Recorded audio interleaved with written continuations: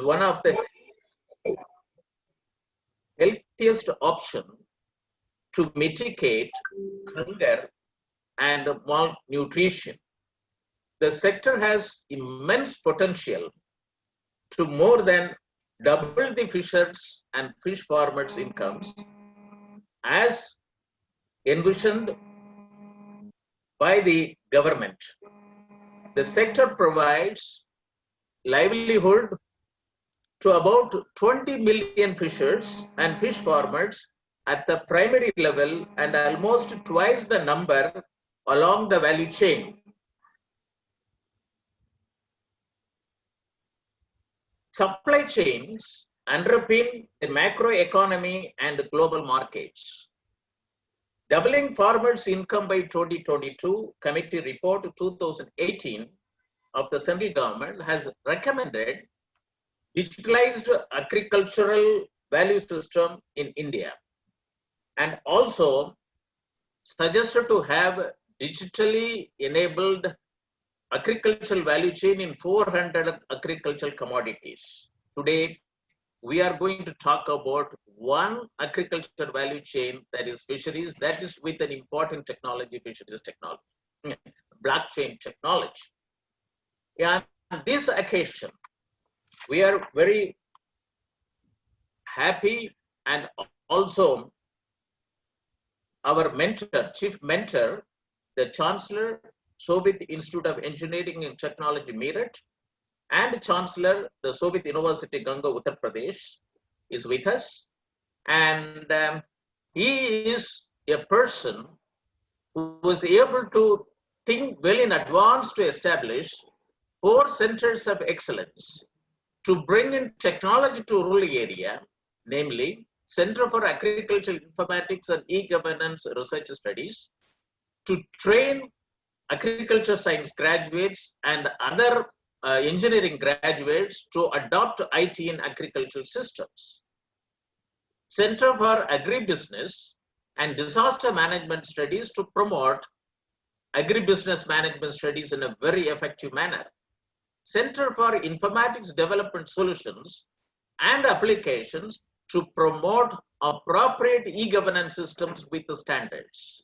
And the last Center of Excellence, a Center for Industry 4.0, Technology, Studies and Applications. These 4 centers of excellence will usher in the technology needed for rural economy development in the country.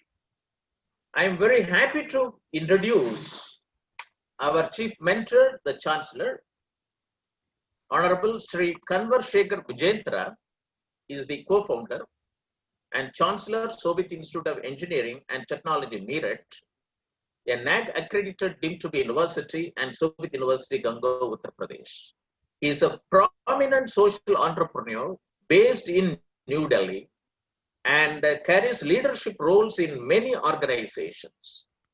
He has been nominated as the co-chairman of National Council on Education of a premier trade body, ASSOCHAM, the oldest apex chamber of commerce in India for the year 2021. Shri Chandrasekhar Vijayendra is a persistent advocate of initiatives for education for all, circular values, crisis management through diplomatic and peaceful ways, and globalized systems of learning and harmonious coexistence. He has been instrumental in the development of a number of higher education institutes in northern India, including 2 universities, many research centers, an Ayurveda Medical College, College of Naturopathy and Yogi Science, and a 100-bed Ayush hospital. He is very actively involved with a number of social organizations. Acknowledging his contribution in the areas of education and other concern, he has been copiously honored and awarded. He has traveled widely in India and abroad to the countries like US, UK, Germany, Australia, Russia, China, South Korea, Vietnam, Mongolia, United Arab Emirates, Mauritius, Rwanda, Uganda, and Croatia to participate in various professional and social and educational activities. Shri Kanvarshekhar Vijayendra is a passionate Gandhian, avid reader, keen learner, social speaker, occasional poet, and a dreamer. I welcome the Honorable Chancellor to give his inaugural address. Chancellor. Thank you very much, Professor Moni.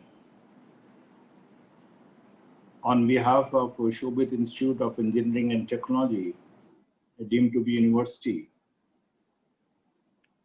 I compliment and congratulate the Center for Agriculture Informatics and E-Governance Research Studies and its chairman, Professor Moni, for organizing a series of national webinars on a very burning and important topic, that how to double the income of farmers by 2022. In this series today, we are having with us two very eminent scholars, scientists of their own areas. Dr. K.K. Vas, a man well known in the world of fisheries, and a young, enthusiastic professional, Mr. Umed Singh Shekhawat, a blockchain startup, and he will be explaining how this blockchain is working to achieve this topic, to achieve this target. Today, globally, if we look at, there are so many challenges. And whenever there is a challenge, I believe that we have to go to our ancient practices, but we have to ensure that we club them with our modern technology. If I look at fishery, fishing, it was one of the most ancient resource for livelihood, and it was a source of food. And if I look at block technology, it is one of the most advanced technology the world is talking about. And if they come together, definitely the world will get better results, and we will be able to achieve what Honorable Prime Minister has a vision for, that we have to double the income of our farmers by 2022. It seems to be a tough task, but I am sure that after this webinar, many of the doubts will be cleared and more clarity will come that how it can happen, and it has to happen in this country at least. I'm not a man of technology, but definitely as many of the students, young boys and girls must be watching. So some of the points I would like to speak before the professionals will rectify me and speak better. The Internet of Everything needs a ledger for everything. The blockchain is a truly open, distributed, global platform that fundamentally changes what we can do online, how we do it, and who can participate. Blockchain is the first native digital medium for value, just as the Internet was the first native digital medium for information. The impact of the blockchain goes beyond financial services. Blockchain as a technology has the potential to transform various New India initiatives, such as Digital India, Startup India, and Make in India programs. Our Honorable Prime Minister has suggested that a regulatory infrastructure should be put in place for evolving a vibrant blockchain ecosystem in India. In a keynote address at the India Ideas Summit, hosted by the US-India Business Council in July 2020, recently, Honorable Prime Minister of India, Shri Narendra Bhai Modi ji, said that opportunities in the frontier technologies of 5G, big data analytics, quantum computing, blockchain, and Internet of Things, and pitched the country as a haven for multinational investors. And now it is the duty of all of us to ensure that it happens, to work in that direction. Honorable Shri Rajnath Singh, the Honorable Defense Minister, while addressing a 80 nation plus envoy roundtable before the country's Defense Expo 2020 conference in February 2020, said that big data, artificial intelligence, and blockchain are much needed for next iteration of combat. Now, if I look at how the things are happening, blockchain technology enabled supply chain provides next generation solutions to achieve the interoperable exchange of transaction information, transaction history, transaction statements in compliance with industry standards. Blockchain has enormous potential to significantly impact the way agriculture business is done. Blockchain technology can increase trust between parties, facilitate information sharing throughout the supply chain, and significantly reduce agricultural transaction cost. And I believe this is one of the biggest concerns today after those two bills, two ordinances have been passed by both the houses. If I look at the fishery sector, fisheries and aquaculture are an important source of food production, nutritional security, employment, and income in India. The fisheries sector is a direct source of livelihood for more than 20 million fishers and fish farmers, contributing rupees 1.75 trillion annually to the gross value added to India's economy, and is a major export earner, with fish being one of the most important agricultural commodities to be exported from India. COVID-19 and the subsequent lockdown has left India's fishery into a difficult situation. However, India is not alone. Severe economic losses of fisheries have been reported across the world, and in all cases, the damage has been greatest for the export-driven fisheries with complex supply chains. Here, blockchain technology has to work.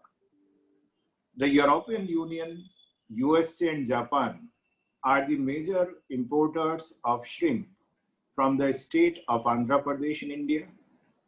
The USA has made traceability of all seafood mandatory under its seafood import monitoring programs.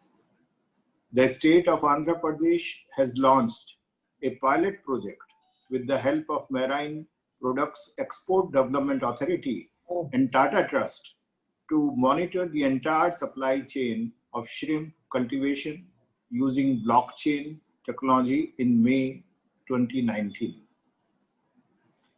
Blockchain technology has become a new tool in fishery sector in helping to ensure traceability from farm to plate or pond to plate for eliminating fish fraud, if any. Blockchain encourages transparency through the use of a system called QR codes. And the entire supply chain can be tracked from the location of the pond through the process of the culture and post-harvesting, with details recorded and monitored to ensure quality standards. I am sure that today's webinar will not only give an idea that how to use it, it will encourage more and more people, those who are in fishery, those who are working in this direction, not only in Andhra Pradesh, but at a smaller scale also, especially I wish that in Uttar Pradesh also people should do that to engage the technology, to work with blockchain technology and work in this direction. I am sure that in this webinar, we will find solutions. Not only we will have a brief about blockchain technology, but we will be able to identify the most suitable fabric, how to design blockchain instances, and what it may be the use of blockchain in fishery sector, backward, forward integration, how we can do IoT devices and integration with blockchain, how it can be done, data collection, environmental data, production data, administrative data, presentation and processing in blockchain, how it can be done, blockchain enabled fishery value chain, how it can be created. So I'm thankful to our experts, to the resource person of the day, Dr. K.K. Vyas especially for sparing time, for joining us today, and Dr. Umed Singh Shekhawat, because once you are a startup, you have to motivate and encourage more and more people to start. And this is what is the concept of a startup given by Honorable Prime Minister. We are senior professionals, they have to work and ensure with the platform like of a university that how we can have more projects, how we can develop projects which will generate not only revenue, but those will generate new knowledge, those will create value for the sector. The young professionals, startups have to see that by sharing their knowledge, their experiences, how they can motivate people to start up. More and more startups can be there. So thank you very much, Professor Moni and Dr. K.K. Vyas and Mr. Shekhawat for joining us today. And I am sure today's webinar and after the webinar, the paper which will be published after this webinar about the outcomes of this webinar will give us a path to have some projects and give us a reason to some of the young professionals to start working in this area. Thank you very much. God bless us all. Please stay safe and healthy. Thank you. Namaste. Thank you, Honorable Chancellor, for your very progressive and insightful, address. And you have touched almost every aspect of an agricultural commodity value chain and also the new technology. And I also talked about, what is the vision of our Honorable Prime Minister of India and Honorable Defense Minister of India. And what is to be done? Why this technology? What is this technology? How is this technology? And how we can generate employment opportunities, and how also we can increase the income of the fishing, fish farmers and fishers, of the country. And this is not only the 20 million people who are involved in this farming activity, but there are double the numbers of 20 million are in the value chain.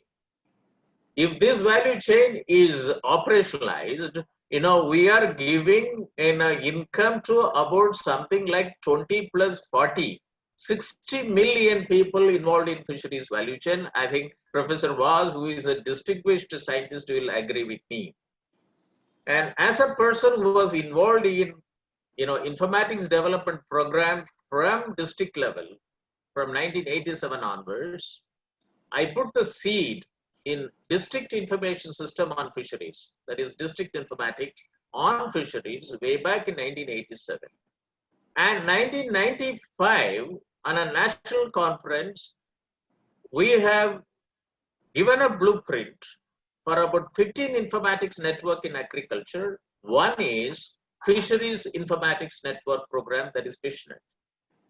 And 2008 to 2009, an action plan was developed on Fisheries Informatics Network Program by the Department of Animal Husbandry, Dairying and Fisheries. Now it is a new Department of Fisheries. And in 2008, after the 26/11 Mumbai attack, the country was able to computerize and create a national database on fishing vessels, in the country through the National Informatics Center, Trivandrum, headed by a scientist who is basically a biologist in nature and a computer scientist, Madam Kasturi. and her group were able to create a national database on fishing vessels. It has become like a defense object for monitoring today in a very big manner. And supply chain underpin the macroeconomy and global markets. And today we have a distinguished scientist, is a well-known scientist in fisheries sector. Dr. Kuldeep Kumar is with us.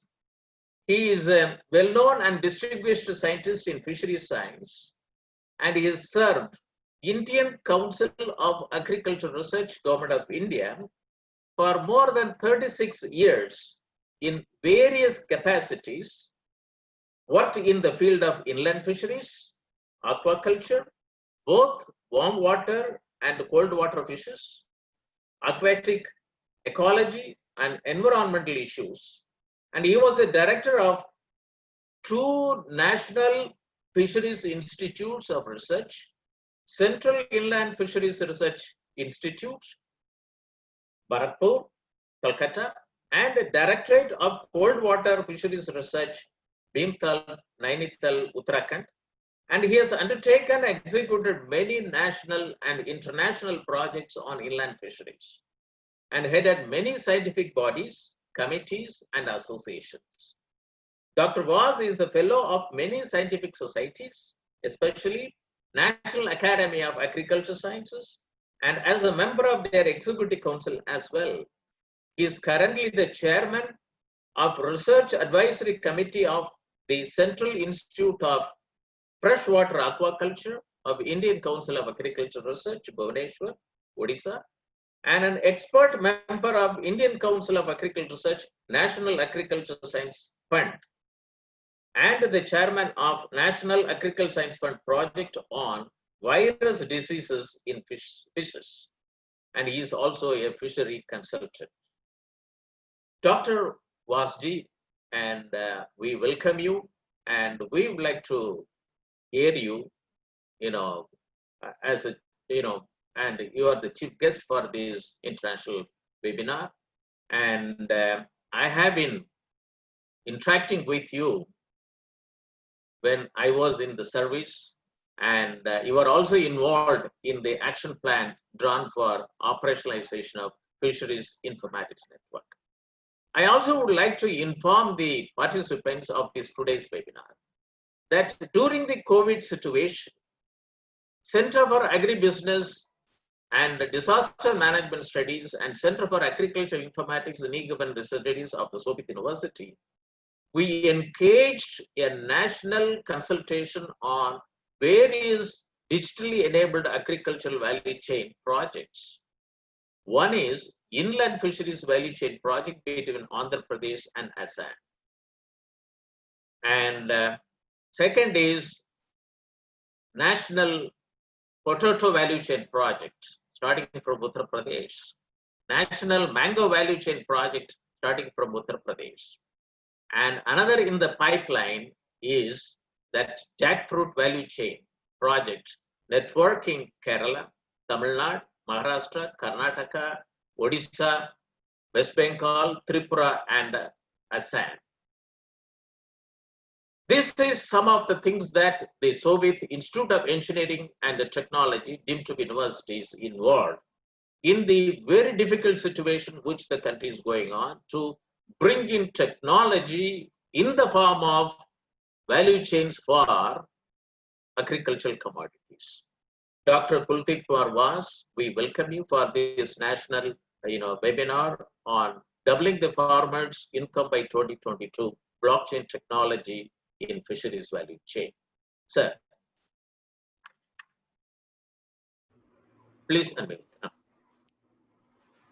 Thank you. Good morning, everybody. At the outset, I am thankful to the Honorable Chancellor of the Shobhit University for gracing the occasion.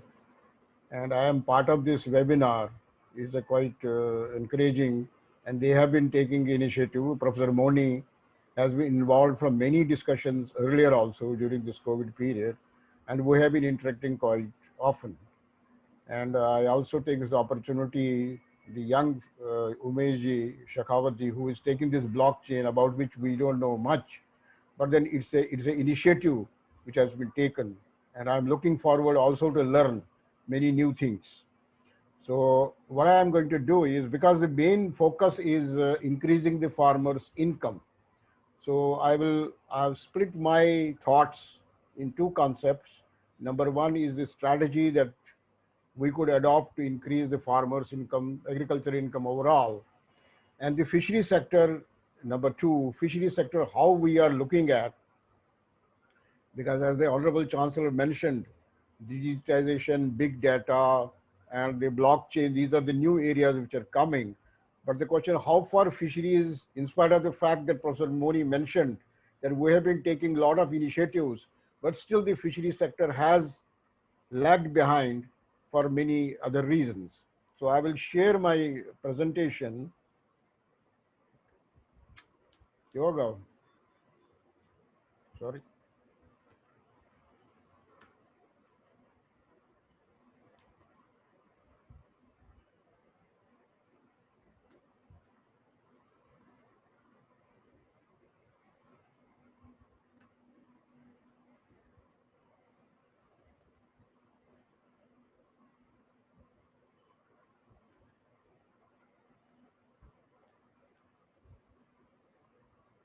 Yeah, sure.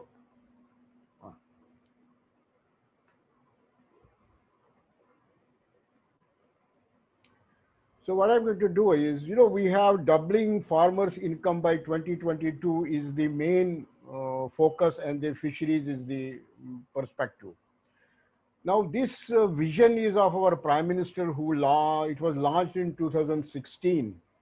And while we have made some significant progress in this endeavor, but still during this unforeseen the pandemic situation, things have not been looking very bright. But what are the strategies that perhaps, how do we do it? So there will be two strategies fundamentally. One has to be crop based intervention to increase the income. That is, we increase the yield and the profit of the commodity. I mean, whether it is a cereal crop, it's a cash crop, it's a horticulture, it's a fish, or it is a livestock. But the question is, all these yield has to be increased. That means a part of a technology. We breed the better varieties. We have damage control. We have disease control. All sorts of, so that the yield and profitability increase. Now this could be one intervention. How do we double the income of the fisher of the farmer? Then other intervention could be enterprise-based interventions. That means the average increase in income, not only through one commodity, but could we have an enterprise-based intervention to increase the average income? So this could be done clubbing with dairy, with some poultry, with apiculture, with aquaculture, with intercropping, and with micro entrepreneurship that can develop. So there could be two basic fundamental strategies. How do we emphasize that the income of the farmer could be doubled? Now, if I look at the approaches to achieve these strategies, so fundamentally we have to see the technology which is being produced for crop-based technologies. We have to share with the farmer on a regular basis. Technology never remains static. Today we have a production of 5 tons. Tomorrow the same crop may give us 6 tons. So it is on a regular basis, on a continual basis, it changes. So technology sharing on a regular basis with the farmer is a very imperative. Then the fundamental thing is whether the farmer is receiving the quality seed material or the breed material, because the breed material which was 10 years before is not today. So this has to be the old breed, old quality seed has to be renovated frequently.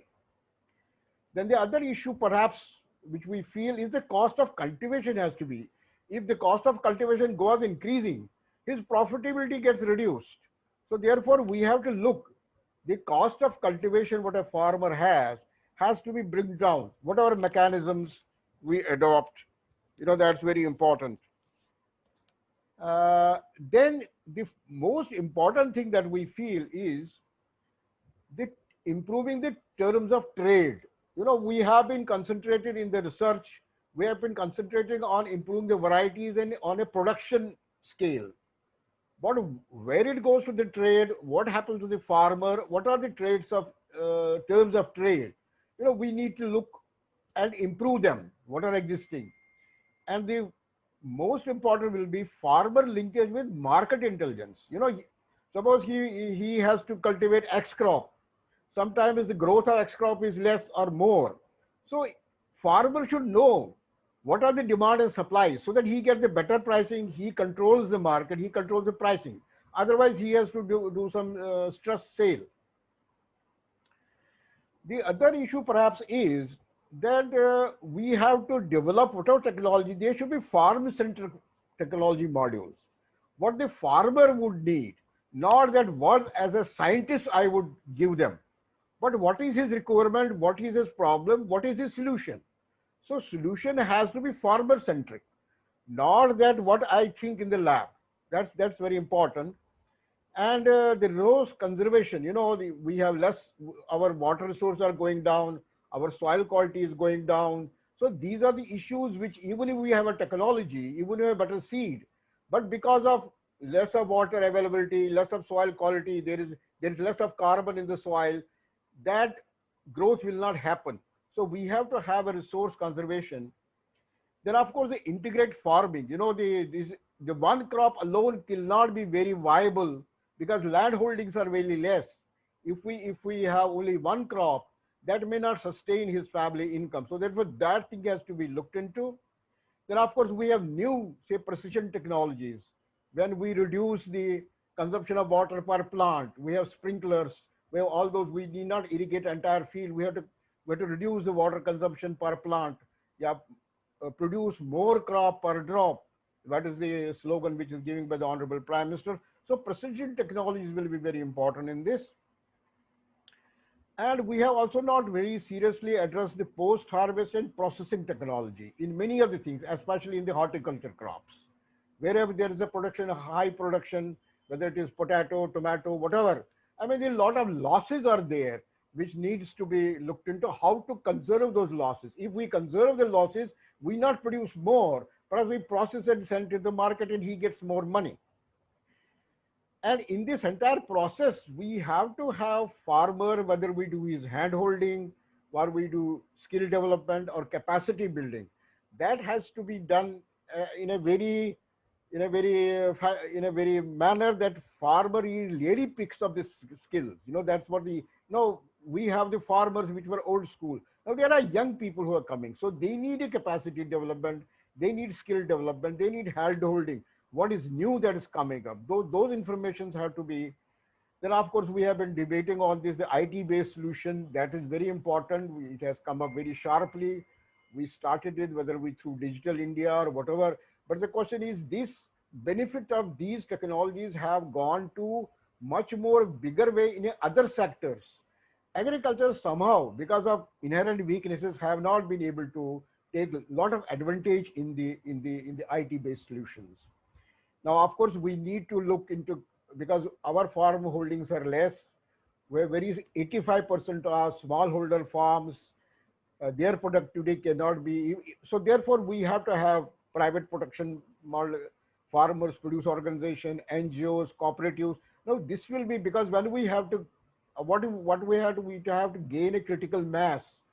We cannot one farmer cannot make a change. Perhaps the critical mass has to be created to harness the benefit of all these things.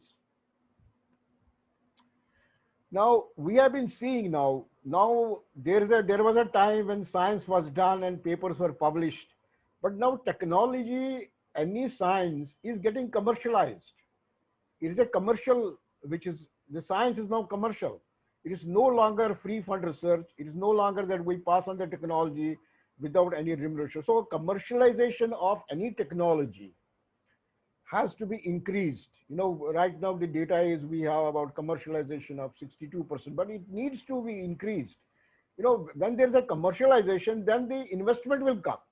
Because otherwise it is not, if there is no commercial proposition in the entire technology, the investment people did not come. So therefore we need to improve the commercialization of our technologies. And agribusiness models, the agriculture has to be a agribusiness. Of course, country has made a lot of progress in this developing agribusiness model with crops, commodities, other things. But it has to expand in many crops, in many varieties, in other areas. So therefore, the benefits through these models can be harnessed to the farmer, and his income levels can increase. I feel from 50, we need to go to 100 by 2024. The models will develop. Then whatever doubling technologies perhaps we have at the point of time, are we envisaged? I feel Krishi Vigyan Kendra, because each district of the country has one KVK, some districts have two. So I feel the KVK has to demonstrate, select and adopt villages, perhaps in each district, to demonstrate this action plan. How to double, what is the mechanism, what is the approach, what are the local agroclimatic issues. So KVK, if they adopt a particular and demonstrate it to the farming community, and it will definitely cascade into different level of change. And the input resources that the farmer requires, we have not put a lot of technology into it. There is a shopkeeper, he will give some fertilizer, he will give some feed, he will give some, there is no linkaging. What are the input resources that a farmer requires? He is of his own, whether he is giving him the right fertilizer, he is giving the right material to undertake his farming. But therefore, this needs to be some technological consideration has to be given into this input resources that the farmer uses. Otherwise, he may put a lot of fertilizer and the net result will not be, his crop will not succeed. So he doesn't get more income and more profit. Then I feel the group of farmers require different models. The model that may work in Andhra Pradesh, the model that may work in Telangana, the model that may work in Uttar Pradesh, the model that may work in Arunachal Pradesh. They will be different models. We cannot prescribe one model for doubling. Perhaps a group of farmers or group of areas, we have to deploy a model which is based on the local demand supply chain and what are the more agroecologically suitable crops and commodities that has to be. We cannot have everything everywhere. And therefore, we feel that state-wise agroclimate specific action plan for doubling has to be there. What model or what action plan can work in one district or one region or one area? Say hills, our hills are different. So hills model will be different. Plains are different. Coastal areas are different. So all models will have to be state-wise. That's what we feel. Sorry.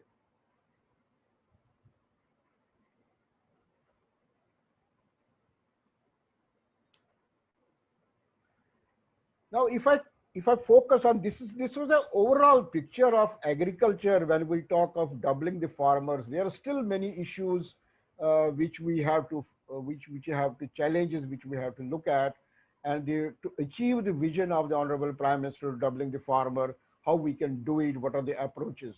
Now, if I look at the fisheries, because fisheries is the area which we have been concentrating today, and if you look at this sector, Honorable Chancellor also mentioned, Professor Moni also mentioned the potential of fisheries. Now, we have, as on up to date, we have a total production of 13.7 million tons of fish. And out of this, the 10 million tons comes from freshwater. Inland is a freshwater, and marine is 3.69. And among the inland, the freshwater aquaculture is nearly about 7 million tons. It's a huge, the country, if you to global scale, we are perhaps number 2 in the world after China in terms of fish production in the globe. Now, as rightly pointed out, fish provides us food, it provides us nutrition, and it also provides us employment. That's what we look.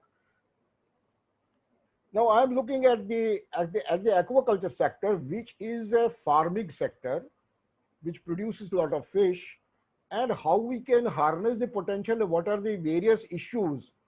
Right now, what I'm looking at is the digitization and other things, and we're looking forward to listen to the Umed Singh Shekhawat, that how this new technology could be used to harness the benefit of that in the fisheries sector. I mean, that in turn could double the income of the farmer or fish farmer or other farmer who are taking fish as a one of the integrated source. Now, if we look at the aquaculture, which is the main, nearly about 7 million tons out of the total of 10 million tons, you have two sets of aquaculture. Number one is in a commercial, which is a farming, which is well done, which is based on scientific principles, everything is there, and you have a production potential, you are attaining a production, or a potential could be much more. We are harvesting about 4 to 6 tons per hectare per year.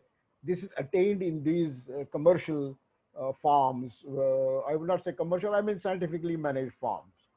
Then we have other set of, this is the primarily ownership, and there you have small scale, artisanal, extensive, rural, community culture. There are various levels of where fish is raised. You have small scale, you have artisanal fishermen, you have some extensive areas, then you have rural community culture. So here we have a production range of 1 to 3 tons. Now that is the scale of production we have in the country. And in the states also in the country, we have interstate import export. Certain states of the certain states in our country export some fish to other states where the demand is more. So nearly about 12 states export fish to other states. It ranges from 1 to 32% of their production. Say Andhra, perhaps, if you take an example, they produce a lot of fish through aquaculture, but they export to other states which are deficit. So therefore, they don't consume that entire fish, but they would export. So there are similarly 7 states which import fish from other states, ranging from 0.5 to 46% of their. So therefore, if you take Andhra and Assam, you take West Bengal, you take other states which are deficit, so this is how they balance it. So the movement of fish is not, especially in the inland sector, is from interstate movement. There's a lot of interstate movement of fish. Now, if I look as a commercial or semi-intensive, is fundamentally in this country is carp-based aquaculture. Now we have some Indian carps, we have some exotic carps. Now technology or growth pattern of all these farming communities will depend on various combination of these species.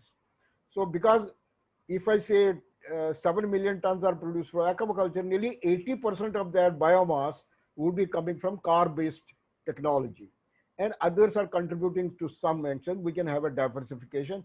Now in this commercial farming, we have hatcheries, we have seed farms, we do harvesting, then we have a grow out farm. Now this is the model which is a pond-based system where it is being worked. So therefore it would be a commercial based on these combinations. Now the levels of technology, these technologies are always upgraded. Today we may have one combination, today we may put some other species into combination. So but fundamentally the technology would be the same.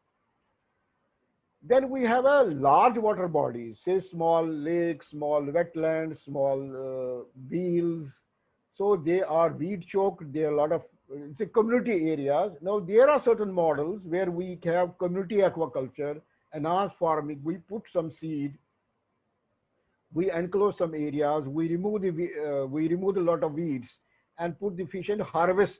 So here is a harvest of fishing, and so it is not totally in pond system, everything is totally under your control or the farming system control. Here a lot of things are not under your control, but you try to make them nearly about 70 to 80% control, but you harvest the crops. So it's a kind of a community which is involved. Not only, it is not owned by one person, it may be a cooperative, it may be a fisherman society, it may be farmer society. They will harness other benefits as well. Now this is another model of producing the fish. They have a system what are producing the fish. Now what our fundamental thing is, if you look at the production chain of this entire fish, we have broodstock, that means the fish which gives seed. There's a broodstock management. Then you have water and health management and issue. Then you have a hatchery. Then you have seed rearing. Then you have feed production. Then you have fish production, fish harvest, post-harvest, processing, marketing, and consumer by the time it goes to consumer. Now, this is a value chain which is involved in producing a fish. At, at every stage, the, the information is kept by a particular fish farmer, by a hatchery owner or anything. But this entire information, but there is no real-time data management in this. That's what is very important. We have to look now, we are doing it conventional method. Each hatchery owner is doing his own business. Of course, he is following a scientific protocol, but there is no real-time data. Say, for instance, I have a brood stock. Now, are we producing the same brood over and over again? I am replacing the brood stock. So if I am producing the same brood stock, I may be getting low quality eggs from the fish. So therefore my mortality would be more, my production will be less. So what kind of a data management of brood stock tagging is very important. I cannot use brood stock same over and again, start breeding every year the same fish. Now that means the vitality, vigor of the fish or brood stock gets reduced. So those are the issues which we have to say for instance, I am using a pond. Today it may give my 5 tons. I need to have the same pond and make an adjustment so that next year it gives me 6 tons. So those data manage how to take those science-based decisions. So the entire process has to be digitized, which is high time we need to do it. So because most of the data is diffused and opaque.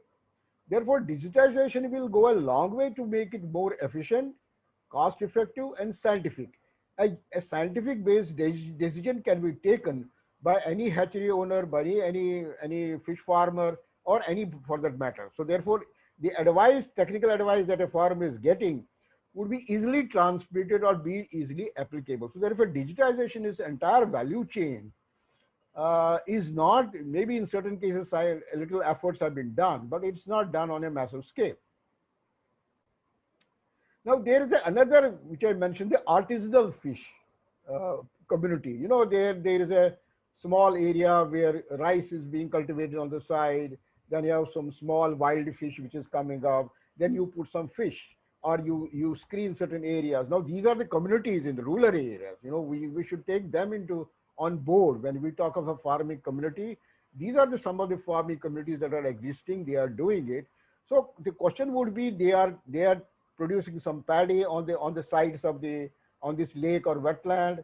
Then they would produce some while they are harvesting some wild fish which has some money they may use for their own nutrition for their children or whatever, and then they put some better fish into the system and allow it to grow for 4 to 6 months, then harvest that. So this is kind of a rice come wild fish come stocked fish, a combination which is also increasing the income. Otherwise, if he simply has to harvest a part of paddy, then he is not looking to other sectors because water is there.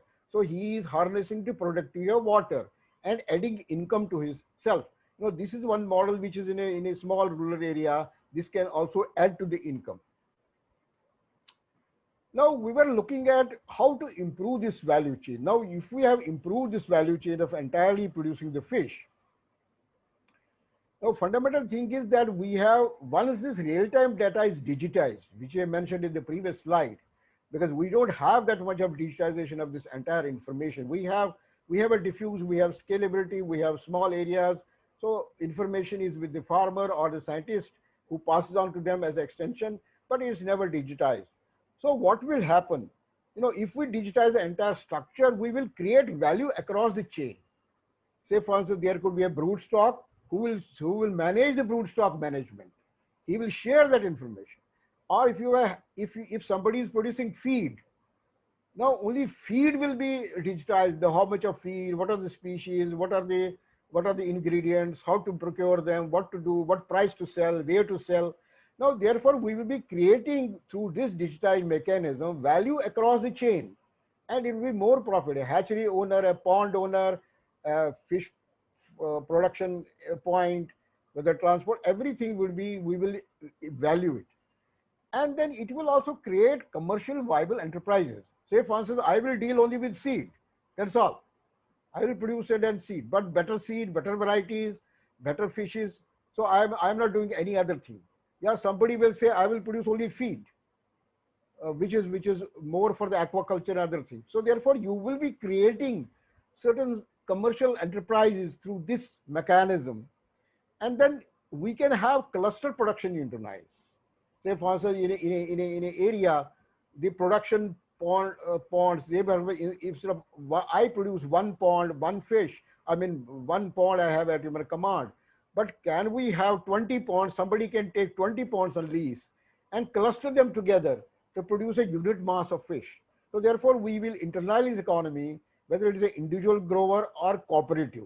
So therefore, these clusters, because unless the clusters are networked through any digital mechanism, so that it will be easy, otherwise it is very difficult, then it will also help us to build critical assets in that region, whether we have to create more ponds, we have to create more hatcheries, we have to create more feed plant, or we have to create services. So now you need services also. There are many things which are coming up. Then this will also help us when we link up this digitization networks. We can link up with banks. There are certain issues when where fish farmer goes to banks. He has many things to be asked. He is not aware, because the bank people say, well, fish is underwater. We don't know what production you will get. Well, you will get 1 ton, you will get 2 ton, you will get 3 ton. How to assess your profit and loss? On what basis we will give? Many things. Now, if this thing is in all the government schemes, there are schemes of the government which have some requirements. We say schemes are there, but you are not taking advantages. But the question is, there are inbuilt requirements of scheme, which farmer, everybody is never aware of what to do and how to present his case. So therefore, this is very important. Unless we have all this information together in one platform, so this will be very important. And this will also help in our extension, because we can pass on the information to the last level, and then markets and scale up in the network. So therefore, I feel this value chain entire, through this digitization mechanism or whatever mechanism you cause, it will bring a sea change into the system. And if we can start digitization, as Professor Moni also mentioned, we had the project which happened, but then this aquaculture digitization, it should start from district level. So I may have in district, perhaps I know all information. I have so many growers, I have so many farmers, I have so many fisheries, cooperatives, I have so many feed plants, I have hatcheries. Now, whether that entire resource is within the district, can it be consumed? Can I say to somebody? Now, I feel this entire process, when we have a small block, then we can go up at a higher level. So I feel we need to, this enabled through digitization is maybe have to start from the district level. Now we had this COVID, we were mentioned, and COVID had a impact, as has been mentioned in the Honorable Chancellor also. But as for the, it did negatively affected sector. Shrimp in question was highlighted. Shrimp, because shrimp is mostly exported. So therefore, there was no export was not done. So therefore, that was a great setback. It created a problem for health, safety, income, employment, general livelihoods of workers, and value chain got impacted. Now there are no do-out. But still then, but the government of India released a stimulus package of $1.4 billion for inland and marine sector, the stimulus package. And then the $1.19 billion for addressing the critical gaps in fish value chain. And perhaps it is anticipated that this would generate employment to 0.55 million fish workers. But the question was, COVID was a very huge setback globally. And that's what I mentioned, that the doubling of the farmers' income, which was, this COVID created a lot of problem in 2020. And therefore, our all efforts were, there was a huge setback to this entire exercise. Now, if I say digital intervention, what I am looking at the fisheries sector, what we say, for instance, fisheries sector has made a massive, we have a huge production, we have growth rates, a significant progress benefit. But the benefits of that, as we should have anticipated, they should have gone to fishers, has not gone into a fisher. That's one thing which is a cause of concern. We say we produce 7 million tons of fish or 10 million tons of fish. It has been traded, it has been consumed, it has gone to outside market, it has gone to internal markets. but still we feel the fisherman or the fisher, the farmer has not, the benefit has not trickled down to this. And fundamentally, we have concentrated all our efforts to the production chain. That's what the improved management of fish, improved health arrangement, feed, variety. But the market chain and supply chain has received very less attention. So therefore, even if the fish produces, a farmer produces a fish at the pond, now how to take it to the market, how to take, roads are not connectivity is less. So he has to sell the entire crop in the nearby village only. So he doesn't get the better price. And post-COVID, one thing has happened. It has changed our thinking. It has changed our perception. So it has triggered serious thoughts on the digital approach and digital solutions. Now that has been one of the major plus points from this entire COVID pandemic, that everybody is now thinking of digital approach, whatever it is. That's what it has. So therefore, we need perhaps to pilot scale fishery business startups have come. There are some which have come up. Still some are people. Therefore, we see that these models, whether the cloud technology or what we say, the last mile connectivity, because ponds or farms are very far off located. So therefore, last mile connectivity through this technology has to be ensured, because a person or a technologist or extension work or a skill development cannot travel to remote areas. It's very difficult. So therefore, can we serve the last mile through this through this technology? And we can also have a demand and species. I mean, the farmer can be advised which species to grow, which species not to grow, what is the demand, what is happening. So this he will be able to get the more. Now this platform perhaps which could be thought of could have a critical, which are real-time critical data. It will not be something which is information, whether it is a water quality, it is health management, it is feed, whatever. What are the data which are critical data required? That would be very important. And it could be for a grower, it could be where his system is located, how to procure, then procurement mechanism, storage, inventory, transportation, distribution, consumer. The entire chain perhaps could be geotagged, and it has to be developed, because the production, increasing production alone will not happen, will not increase the benefits to the farmer. So the entire value chain has to be at various points tuned, clubbed, or whatever through this kind of a technology. Therefore, suitable technology inputs also can provide grower from time to time through mobile devices or meet consumer demand. Say, for instance, in consumer there could be a demand for X fish. Perhaps could he grow on a small scale also as well. Now we have the Agri Reforms 2020, as what we also say, one nation, one market, farming agreements. We need perhaps all these benefits of these reforms perhaps can be harnessed through digital technology, through startups. That could be the mechanism. How do we harness? Otherwise, a fish farmer may not be able to harness the benefits of what are the reforms or have been announced.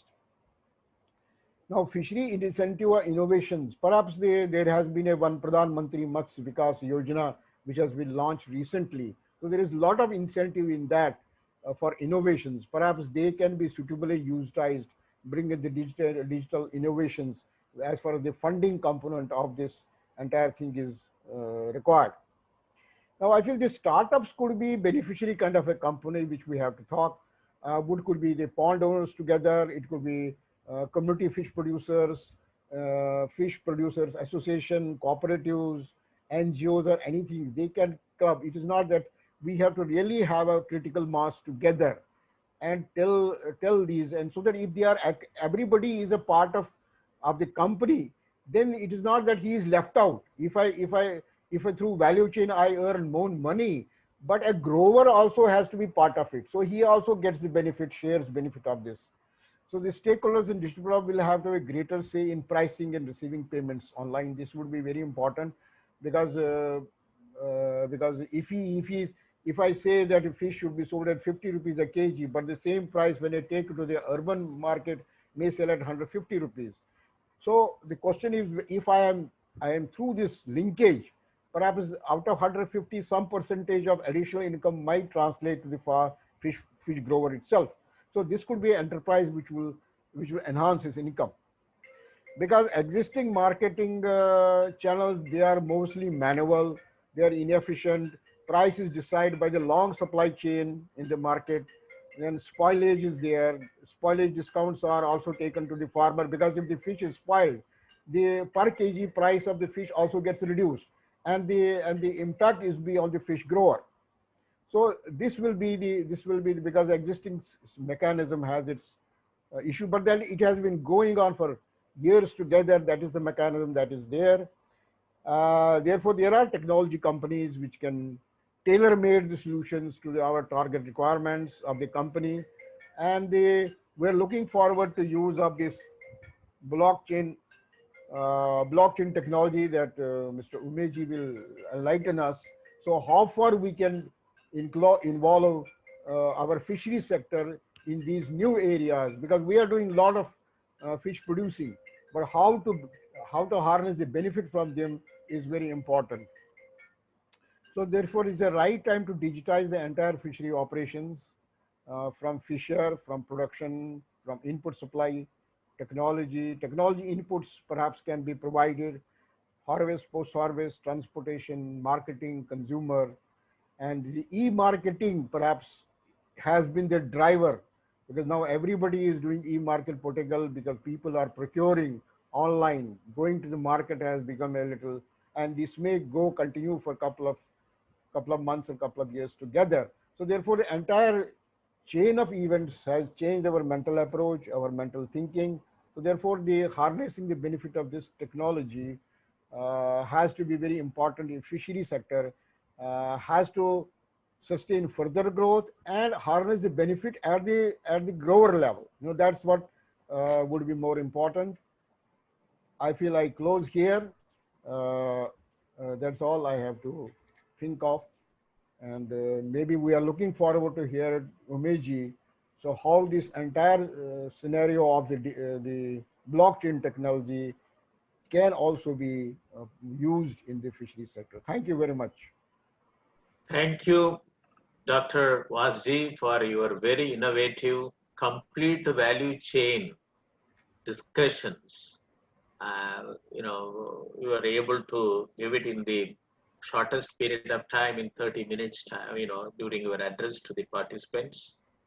And it is our benefit that you are able to bring out almost all the relevant areas, with respect to the building of value chain in the fishery sector. And you also very rightly said it, that it is a time to bring in, digitally enabled fisheries value chain from the district level. And, it is the high time, and we should bring it out. And seafood, this fish is an important commodity, which needs to be traced. And thank you very much. And we will work together from the university and to bring in this revolution, as an ICT enabled revolution in the fisheries sector. I'm very happy that even though I put the first proposal for fisheries informatics, network way back in 2000, and it took 8 years to get an action plan. Then we had a Mumbai attack to have a national database on fishing vessels. And now we had the COVID situation to bring in, a lot of discussion on fisheries value chain. And now it is no looking back. Now we have to jump in a quantum manner to bring in, digitally enabled value chain in a big manner. Thank you very much for your, very innovative, insightful, and progressive talk on value chain. Only a person like your nature only can deliver such an important talk, mixing both fisheries science and technology and digital technology together. Thank you very much. Thank you. I would like to, for the benefit of the participants, this move is globally significant. Blockchain technology in fisheries sector. And that too in India, doubling the farmers' income by 2022. It is a national mission and vision.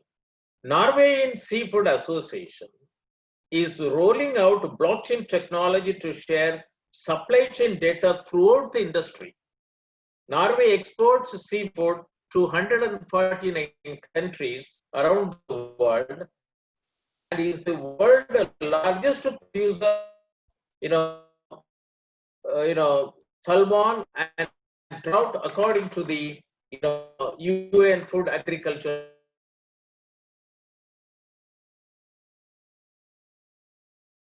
Traceability, which traces fish from fishing vessels to supermarkets.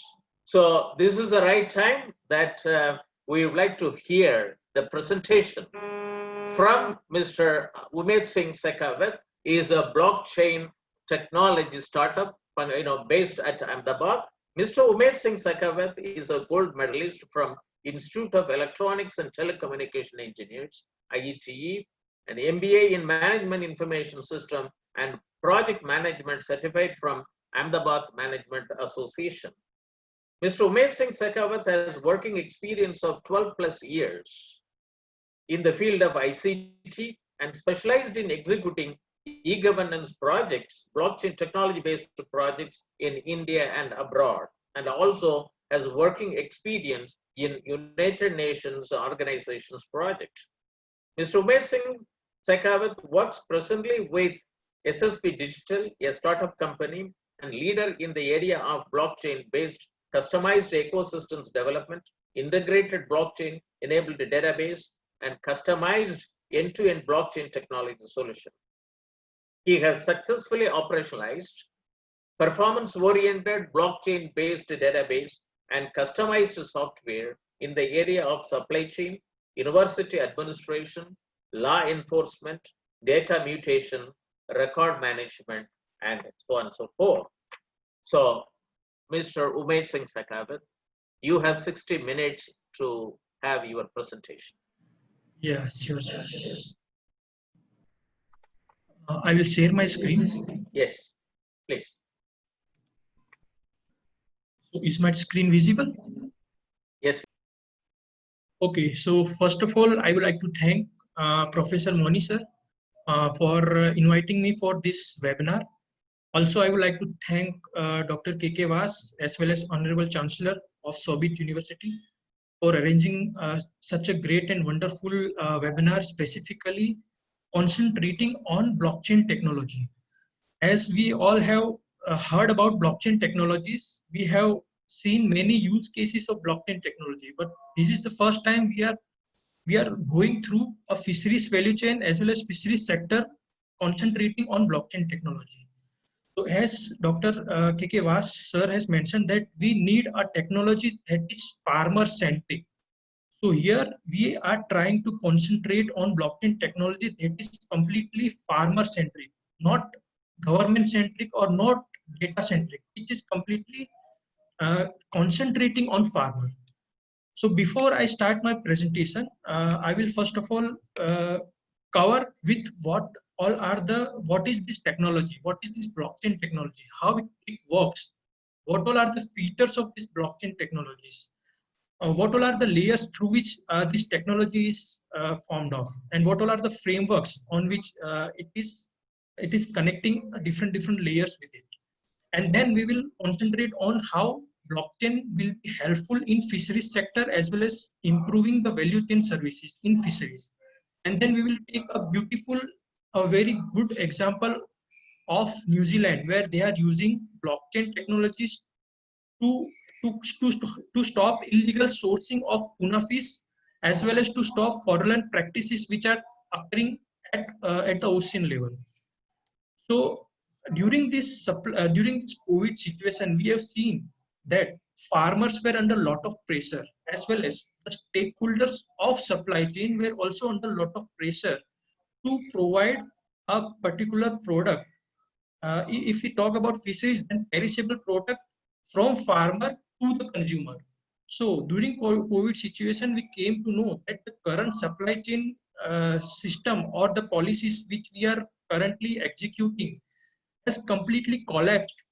And the reason for collapse was because there was no trust between the stakeholders or between the actors of the supply chain.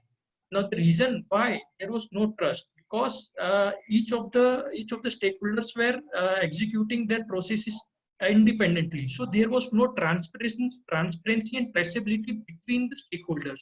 So we have seen that World Economic Forum has mentioned that blockchain can tackle supply chain failures exposed by COVID situation to boost economic recovery. Why? Because blockchain is providing with such a great features which will provide the end-to-end transparency in a value chain services.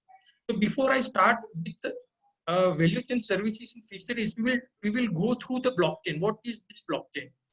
So first of all, blockchain is nothing but a combination of hardware, software, and the networks that connect that particular hardware with each other in a peer-to-peer network condition. So why we require a peer-to-peer nodes? Because currently the systems which we are running are lack of security, are lack of authenticity, and there are many tampering which is happening. So we need a technology that can counter all these problems and bring a transparency with an end-to-end solution.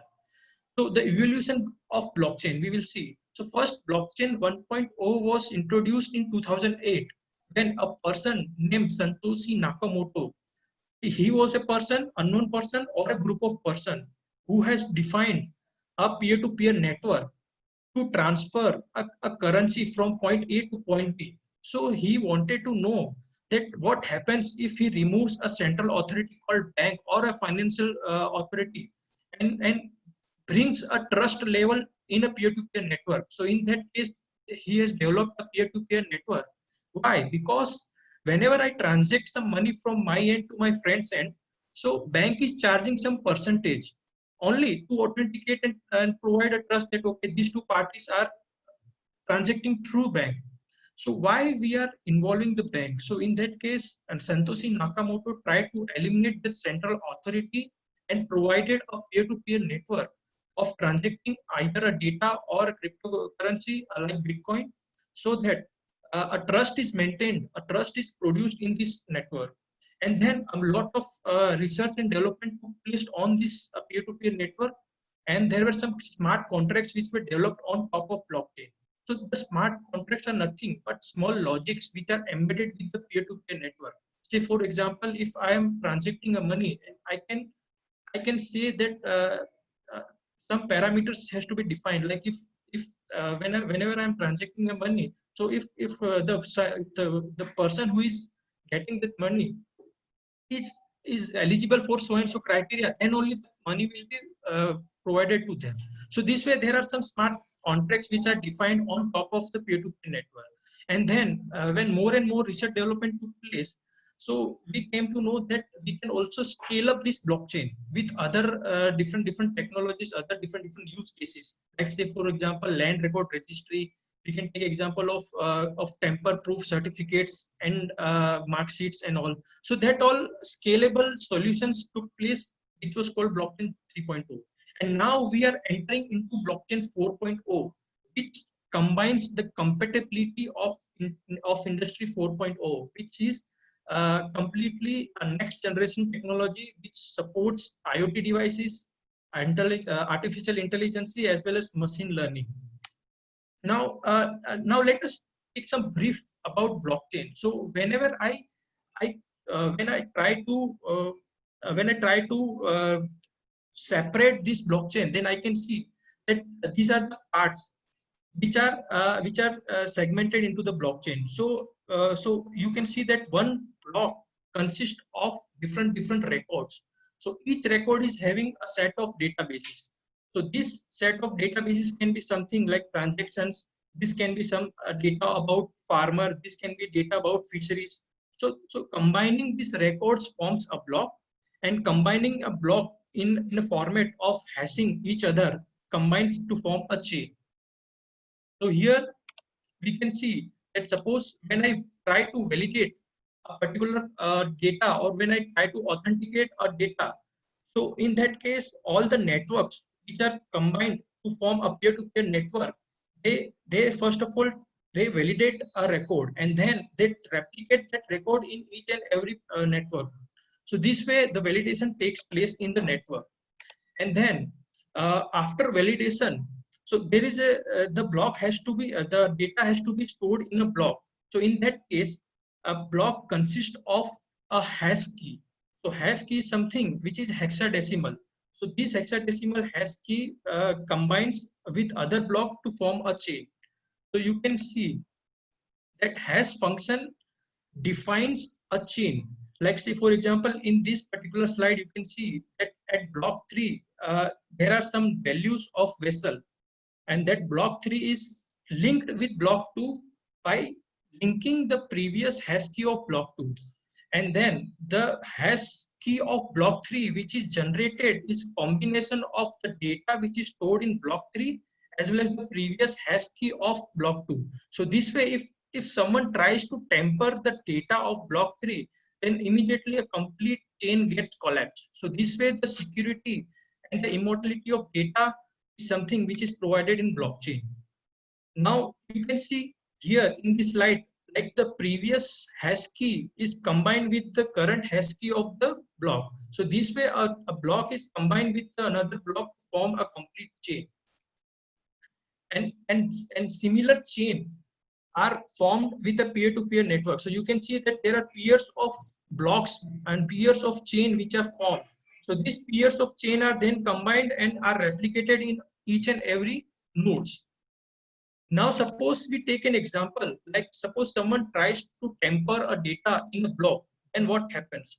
So blockchain is something which is linked through a hash key, through a hash function with other block. So you can see that when someone tries to tamper a data in current block, then immediately the hash key changes. Then the hash key changes, then the further blocks which are having the hash key of that block also changes. Similarly, you can see that there is a chain reaction and each and every block which are connected with that collapse. So this way, a complete transparency is provided, complete security is provided on that block using this hash function. So this way, these are some brief about blockchain. Now we will see how peer-to-peer network works in blockchain. So there are 3 different systems we have seen around the world. The first system is centralized system, where all the data is stored in a central server, either in data center or either in some database server.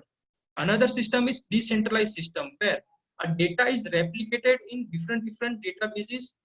But the disadvantage of that is that suppose if I change the data of one database, then that will not be replicated in another database. So there will be a duplication of data in that condition. And the third, the most important, is the distributed network, where all the data are connected with each other, and all the participant knows that what is the format of data at particular instance of time. So blockchain uses a distributed peer-to-peer network in this case. Now there are 2 types of permission as well as permissionless blockchain. Now permission blockchain is something in which whenever you come to transact in a peer-to-peer network, and you require a permission. Without permission, you will not be able to access the peer-to-peer network of blockchain. And another is permissionless. So permissionless means any anonymous user can come and can be a part of peer-to-peer network. So here, if you want a blockchain to be trusted, then you require to have permission blockchain. And if you want that anyone can come and have some SOPs to define on the peer-to-peer network, then anyone can come and anonymously can transact in peer-to-peer network. There are 4 different types of blockchain: a public blockchain, a private blockchain, federated blockchain, as well as hybrid blockchain. So public blockchain is something which is open, which is permissionless. That means any unknown person can come into an open ledger and he can transact his values. So in this case, suppose if you want that any person can come and have a transaction on this chain, then it is open for all.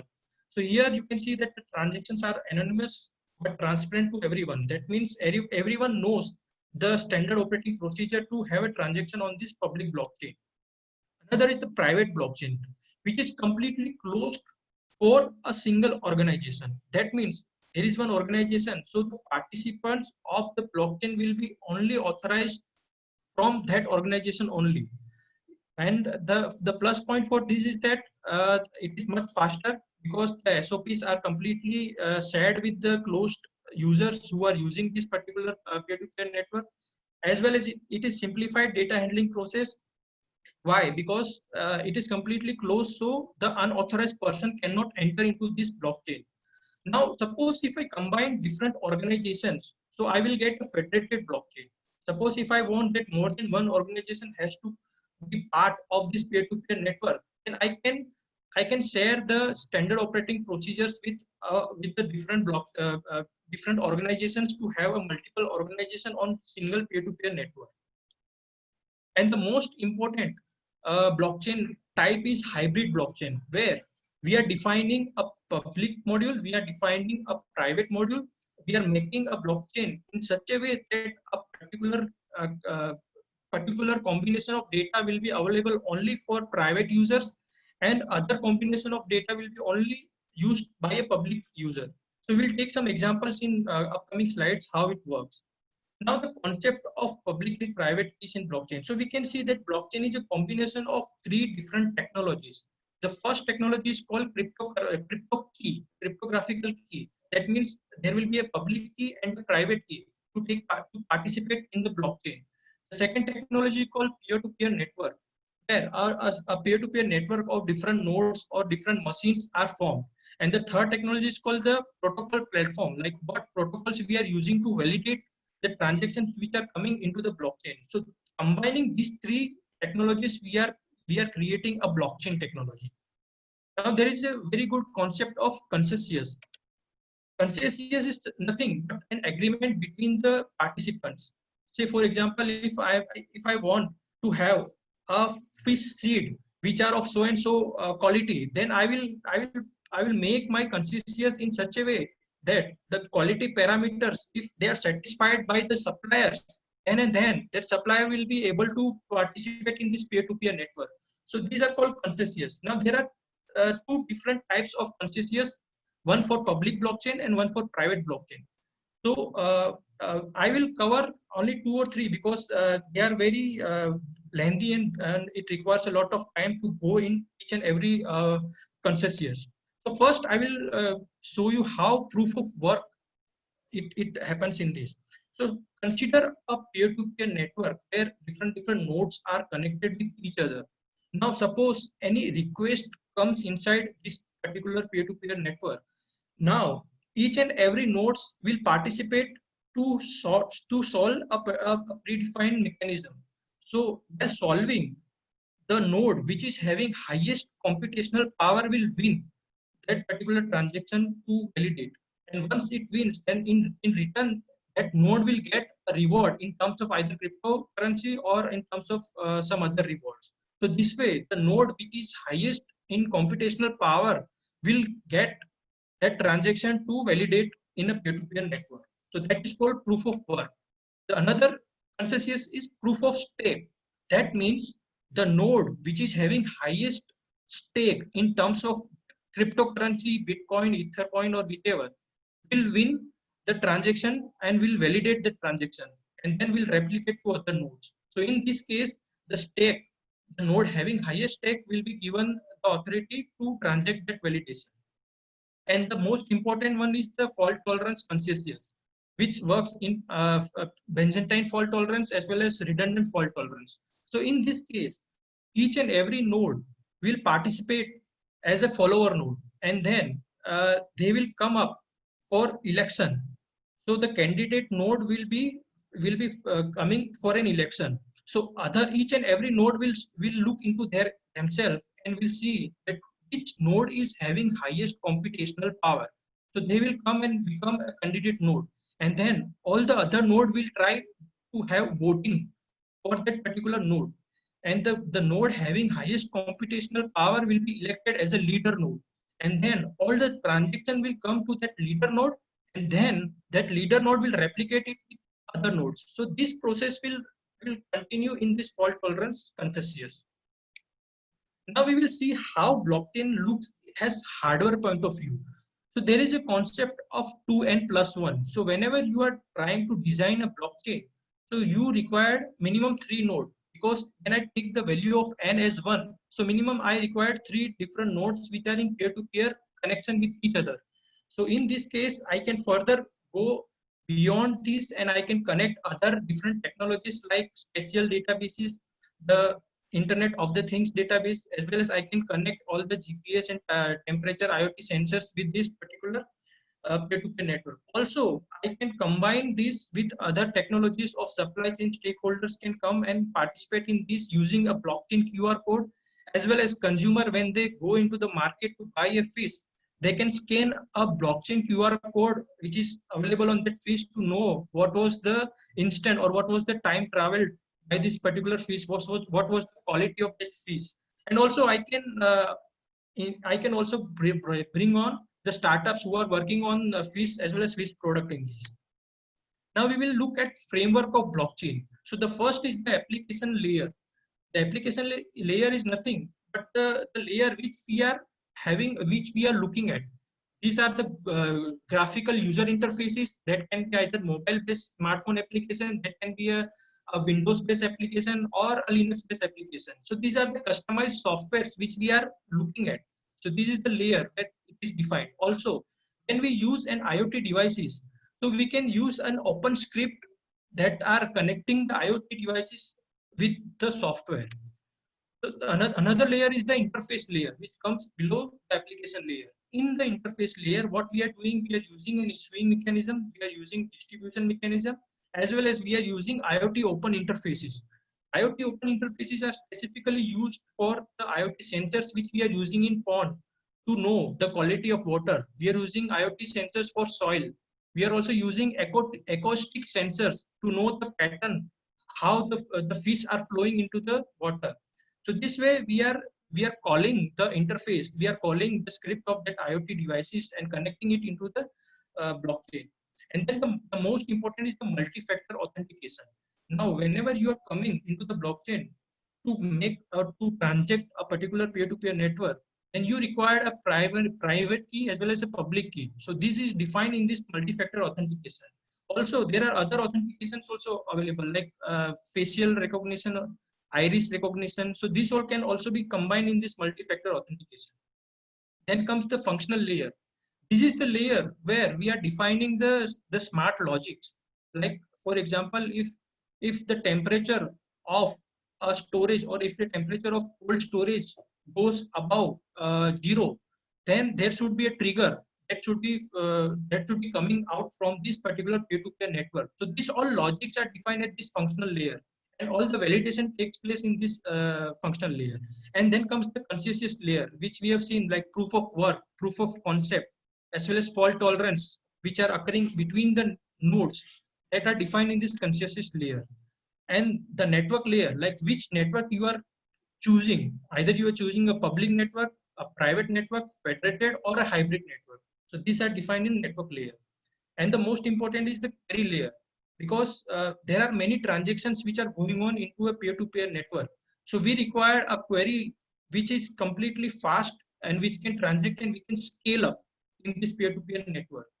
And then comes the data layer. Now the data layer is something which is most important, because after all this happening, the data will go into some kind of database. So we have seen that there are many different databases which are available. So one of them is Fishery database. So they are combining a smart function on top of the database that provides a mechanism of defending the data itself. That means if suppose any outsider tries to tamper the data, then the smart function will completely eliminate that particular transaction, and then it will secure and it will provide privacy to that particular data. And the last one is the physical layer, where all these mechanisms are stored, are happening either in machine, in computer, in server, or in nodes. Now these are the bifurcation of how these all layers are looking in public blockchain, as well as how these all layers are looking in private blockchain. So here I will just wanted to say that whenever we are designing a blockchain, we should know that what is the authenticity or what is the security of data. If you want that the data should be completely secure, tamper-proof, then it is better to go for a private blockchain where all your data will be in your own peer-to-peer network. And if you want that all the data should be open and everyone can participate in that, then the public blockchain will be confessed. Now we will see like a blockchain technology for fisheries, like how blockchain technology will help in fisheries sector. So I will, first of all, I will show you one very good concept of this peer-to-peer network, how this is being used in New Zealand for the tuna fisheries. So New Zealand was facing a very weird kind of problem. Like there were illegal sourcing of tuna fish which was going on. There were fraudulent practices which were going on for this tuna fish. So they came up with a solution using blockchain from catch to plate, each and every traceability using a smart blockchain based QR code where you can know the quality of product at consumer level as well as during the transaction what was the parameters of that particular fish. So I will play this video for you. Tuna fisheries are at a turning point in the Pacific. We've seen heavy depletion in certain stocks, like for instance the Pacific bluefin tuna, which is at less than 3% of its historic biomass. And that should be a shocking figure for anyone, that the historic stock has been depleted to the point where the tank is almost empty.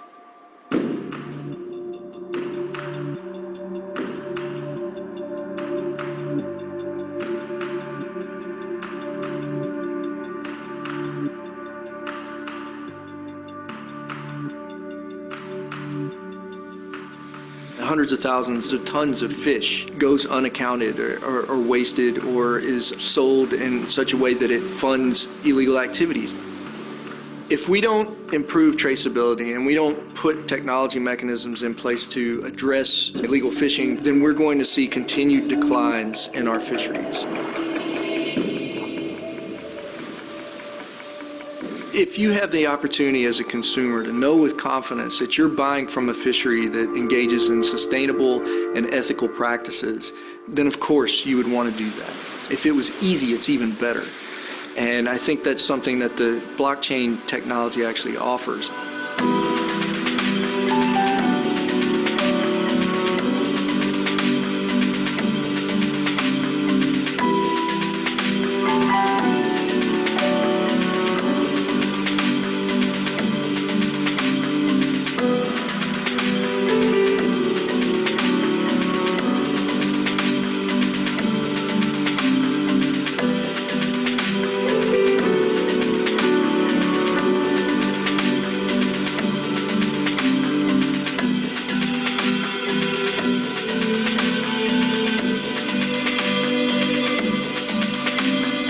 Because of the nature of the blockchain, because it's immutable and it's distributed and it's tamper-proof, it creates an opportunity for verification and validation.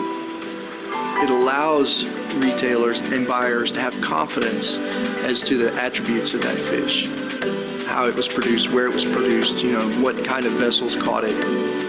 And that can have a huge impact on the water, both in terms of sustainability and ethical practices.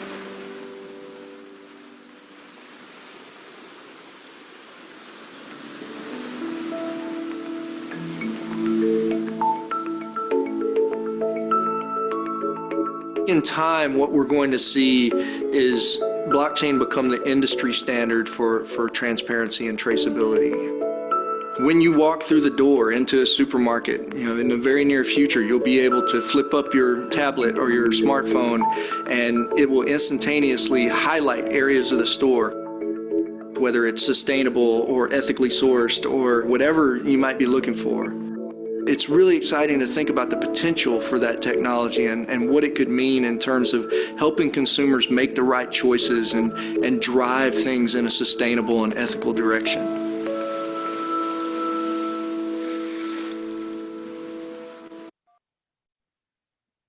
So we will start with how blockchain can help in fisheries.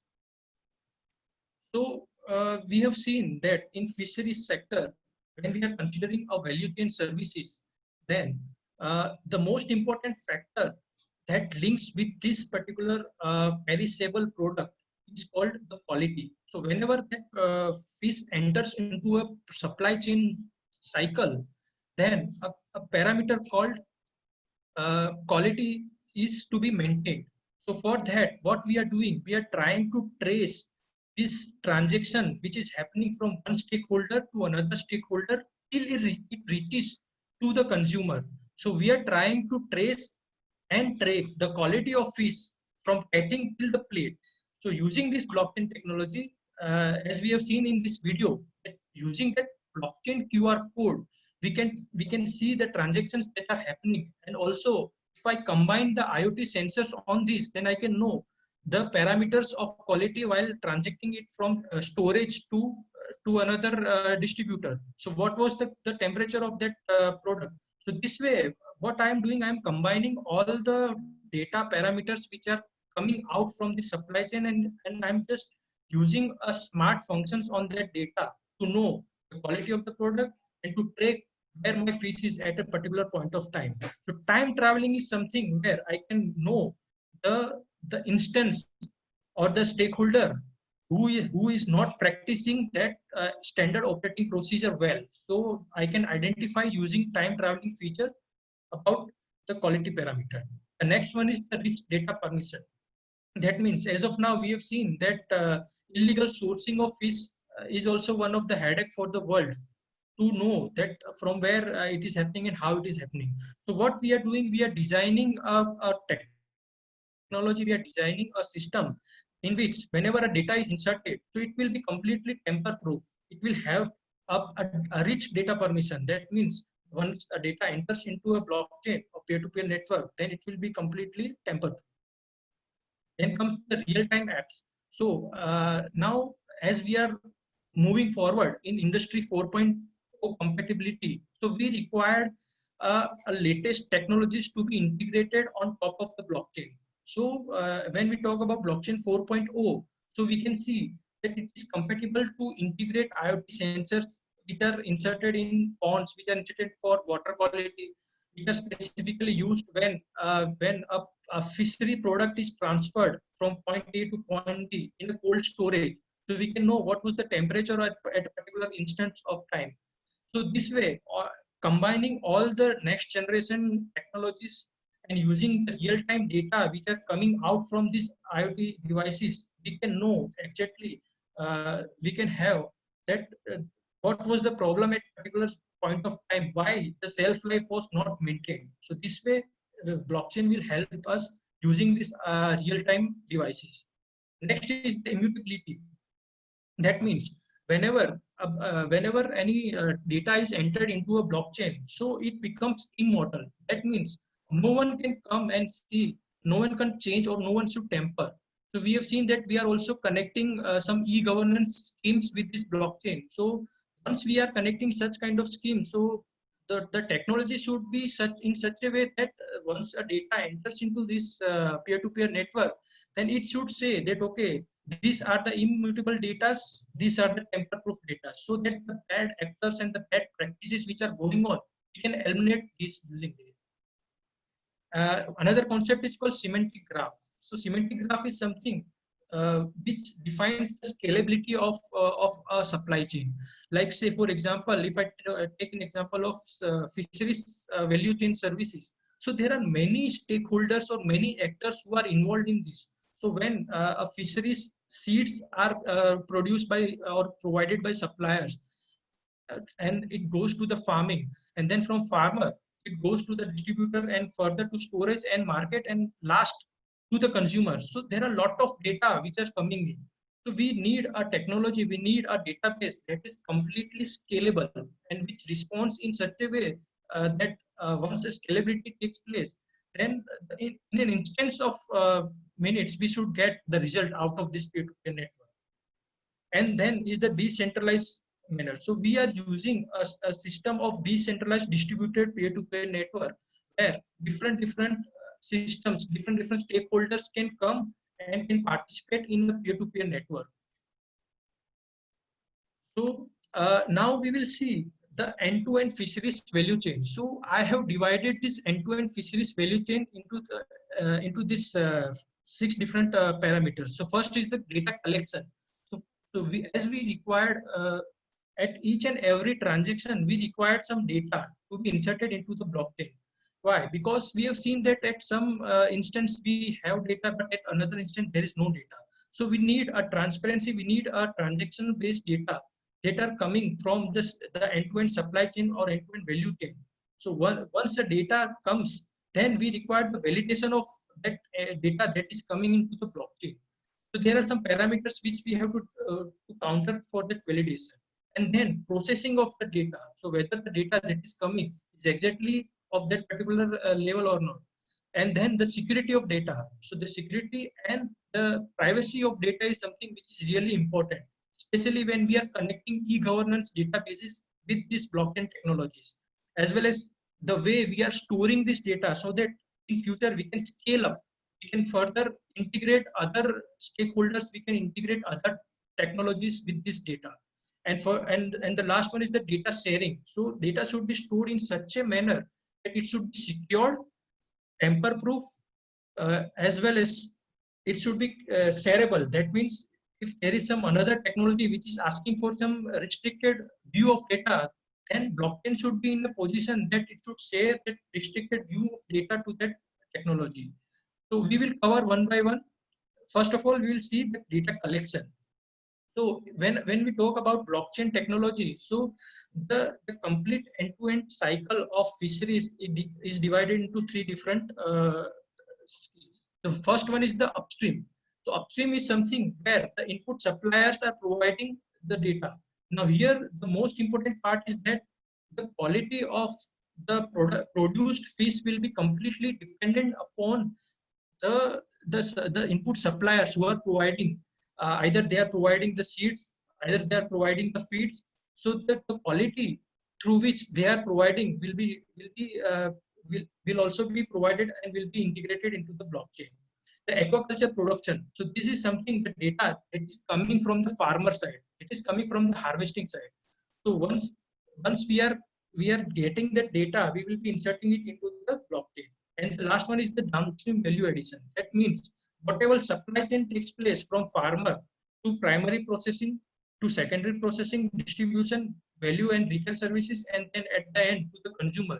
So over there also we are trying to get the data from each and every steps, each and every task. Now we see here that there are 5 different types of data we are collecting. The first one is the environmental data. Environmental data is something which is coming from weather database system, which is coming from the IoT sensors which we are provided in pond water, the IoT sensors of soil, the air quality, the acoustic sensors which we are inserting into the pond or lake. The second one is the supply chain data that are coming from the fish farmer side, the distribution, the cold storage. The cold storage is something which is really important because the temperature of the temperature data which we are real time accessing from this cold storage will provide us the values of quality of the fish. So this way we are fetching the data from supply chain. Also we are also entering the consumer in the supply chain. And the most important is the administrative data. Now administrative data is something which is really which required security, a layer called security on top of this, because these all are the e-governance data, the loan based data, the schemes which government is providing to the farmer. We are also talking about the e-governance data like subsidies, like PMMSY schemes which government is providing specifically for fish farmers. The insurance companies, we are also integrating them on this. Also, we required external data of NGOs, institutes, and startups. Like we have seen that there are many startups who are also working on waste collection of fisheries. So we can combine them with the fish farmers to get an end-to-end transparency in this chain. So the first one is the fish seed and fish feed value chain. So fish seed and fish seed value chain is something where we are bifurcating each and every transaction, each and every functions which are processed in. So first one is the growing seed. So how a farmer is growing that seed. So we require the data from that. The inspection, whether the quality parameters are specifically defined in this or not. The certifications, like say for example, if a farmer is purchasing some kind of seeds from so and so provider, so whether these particular seeds are of that to the mark certified or not. Packaging, then distribution and purchase. So all these parameters combined to to provide us the quality of that particular seed or the feed in the value chain. Because whenever farmer buys a seed or feed, then he should have a confidence that, okay, whatever I am buying is of quality product. So this way, all these transactions, all these processes that are involved for the seed and fish value chain are entered into the blockchain. Then comes the IoT databases. So in aquaculture, we have what we are doing, that we are using the IoT sensors like temperature sensors to the water level sensors to know the pH level of the water. We can also get the details from weather as well as the wind monitoring data to integrate into this. Also during transactions, so we can get data of that vehicle, the GPS tracking data. We can get the data of the cold storage. We can also get data at the retail level and the market level also, like what was the temperature when the fish was stored in that market, what was the cold soap storage data, what was the package on the what was the QR code on that. So this all data we are combining and we are running a smart function on top of this data, and we are manipulating and entering it into the blockchain. Also the supply chain stakeholders, like Dr. K.K. Vas has also mentioned that we are lacking, we don't have data at each and every stakeholder level. So once, until and unless we are not having the data, we cannot manipulate or we cannot make a complete end-to-end value chain service transparent. So once we get the data, so we can know that at what rate a buyer is buying from that particular market, and according to that rate, the farmer can get the benefit directly using this transparent end-to-end solutions. Then we will look at the validation of data. So we have seen that in current technologies or in current systems, there are different data silos which are produced. Data silos are nothing but databases. Say for example, there is one database of fish seed, there is one database of loan. So this way there are different databases which are produced. But the lacking part in current technology is that there are duplications of data. So we have seen that whenever a farmer goes for some government scheme, or when he tries to get some details or he try to get some schemes from government, so he required to give his details again and again and again. So this way what happens is that he has the data, the system also has the data, but again and again we are duplicating the data into the system. So this way, in some databases it may say that the farm land is of so and so person, but in another database it may be of another name. So this way there will be disputes because of different silos of data. So using blockchain, what we are trying to do is that we are trying to connect each and every databases. We are trying to connect and make a complete database transparent, interoperable, as well as completely farmer centric. So this way you can see that different databases are connected and giving a unique and a single look by connecting it with a farmer ID. So just farmer has to go and just provide an ID. So using that ID, the complete database can come out from the blockchain, and that will be completely secure. And also we have seen that there are many cases in which recently we have seen that there was some fraudulent practices which were taking place for direct benefit transfer. So around 150 crore fraud was done at some states in India. So in that case, what they have done is that they have used some fake beneficiaries and they have transferred the scheme, the PM Kisan scheme money into that beneficiaries, illegal beneficiaries. So in that case, we were not having any system that can validate that whatever transaction or whatever requests that are coming in for this PM Kisan scheme are whether valid, are whether authentic or not. So for that, blockchain can play a major role by connecting the stakeholders, by connecting the users with the eligibility scheme of that particular benefit of that direct benefit transfer scheme, and running some smart functions, running some validations on that particular scheme. We can combine, and the system will automatically provide the detail about that particular farmer, whether he is eligible for the scheme or not. So this way we are trying to completely provide an end-to-end solution that is automated, that is running completely on artificial intelligence and machine learning. So this way we can try to eliminate all the fraudulent practices which are occurring at current point of time. Also, we are trying to generate quality data. So quality data means whatever data that are produced from each and every stakeholder. So why we required this data? Because to maintain the quality of fish from the farm or from the catch till the consumer. So for that, we required each and every transactions to be into the blockchain, and we are defining a specific smart function for specific stakeholders so that they can have their own standard operating procedure to know what they have to perform to maintain the quality of that product. So this way, the smart function plays a major role in blockchain-based solutions. So here also you can see that fish farming as well as processing. So we are combining all the data that are generated from each and every transactions, and we are clubbing it into the blockchain. Also, when we are processing that particular fish products, so there are many data and many different activities occurring from primary processing, secondary processing till distribution.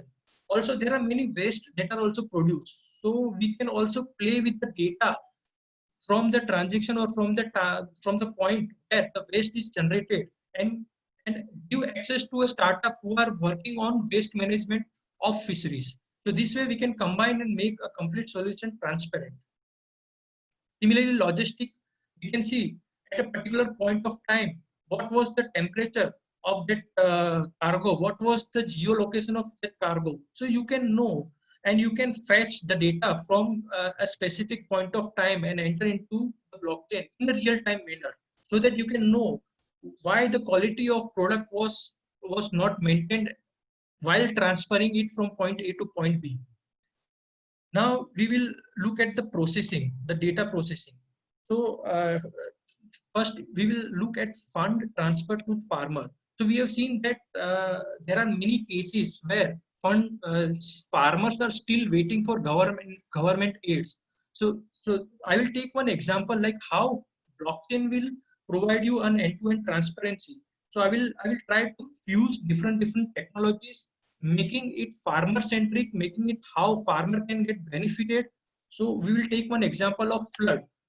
So we will start this chain from a weather forecast system. Say for example, there is some flood which is going to arrive at so and so place.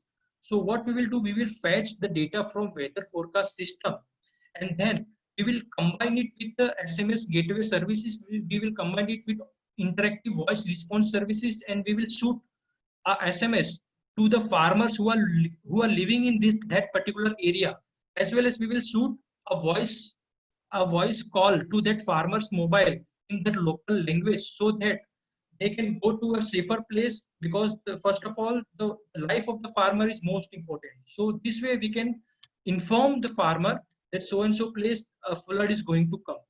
Then by accessing this geospatial database, we can know which are the areas which are severely affected by the flood.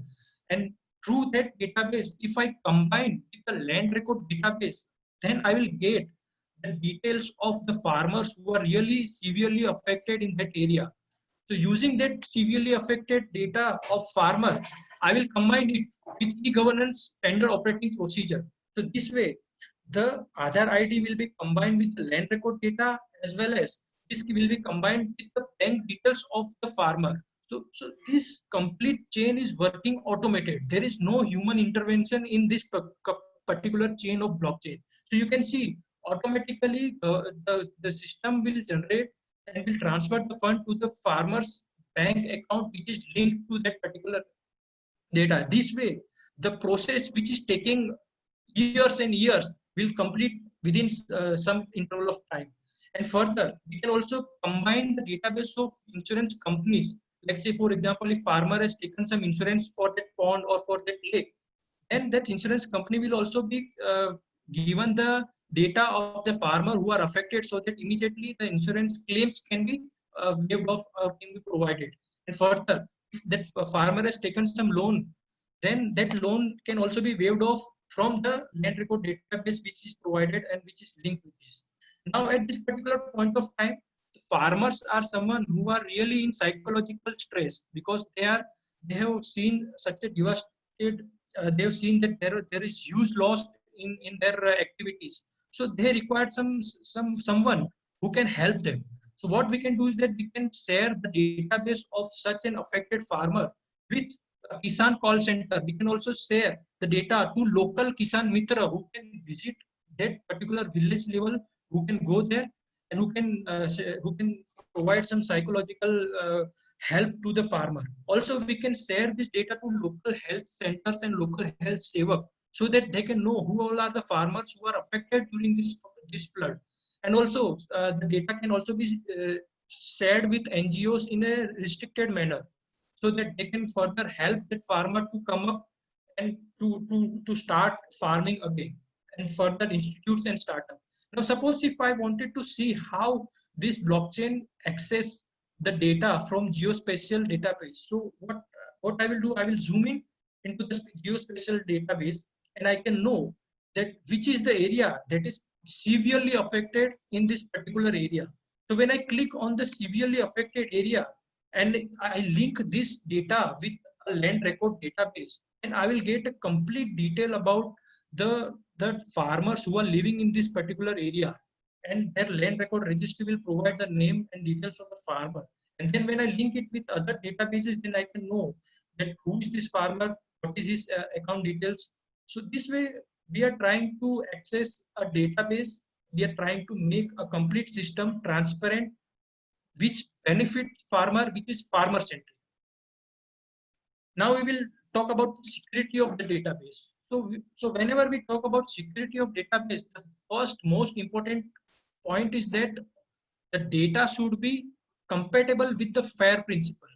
FAIR means the data should be findable. That means wherever we are storing the data, it should be easy to find. It should be accessible. Accessible in the sense that there are different databases. So I can access the data in such a way that all the stakeholders can come at a single peer-to-peer network. It should be interoperable. We have seen that currently there are many different systems which are working. So some systems say that we require database in so and so format. Some systems say we require a transaction in which will run on so and so operating system. So here we are looking at a level where it should be interoperable as well as reusable. Reusable in the sense we don't want data silos to be created and duplicated. We want a single instance of data that is reusable at different stakeholders at different agencies. So this way we are using a FAIR principle to make data security and trust. And there are 5 different layers of security which we are providing on top of data. So first is the signature. So whenever any transaction comes into the database, so the signature of that transaction is seen. The user who is accessing or who is trying to access that data is provided a unique private key and public key. Then the schema. So the schema, whether it is maintained or it is validated at that particular point of time or not. Then is the smart functions of specification. So we are providing some specifications to access the data. So whether it is validated through that specification or not, it will be defined at smart function specification. And then is the smart function permission layer. So the permission will be given to so and so group of stakeholders. So that will be defined on that data.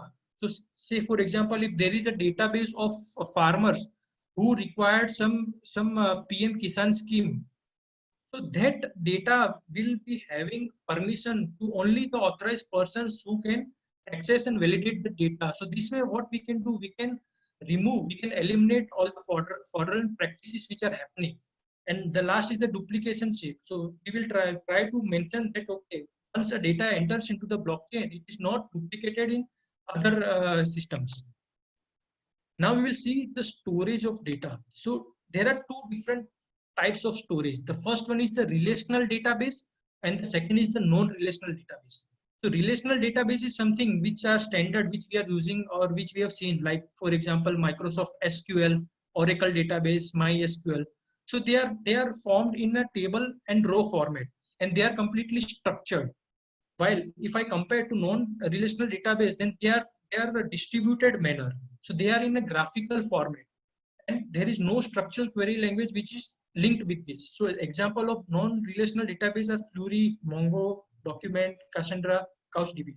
So this way what we are concentrating here is that we are concentrating on non-relational database for the blockchain. The reason is that we are looking at a scalable peer-to-peer network where data will be distributed to each and every peers. So in that case, the non-relational database is something which is compatible with the blockchain.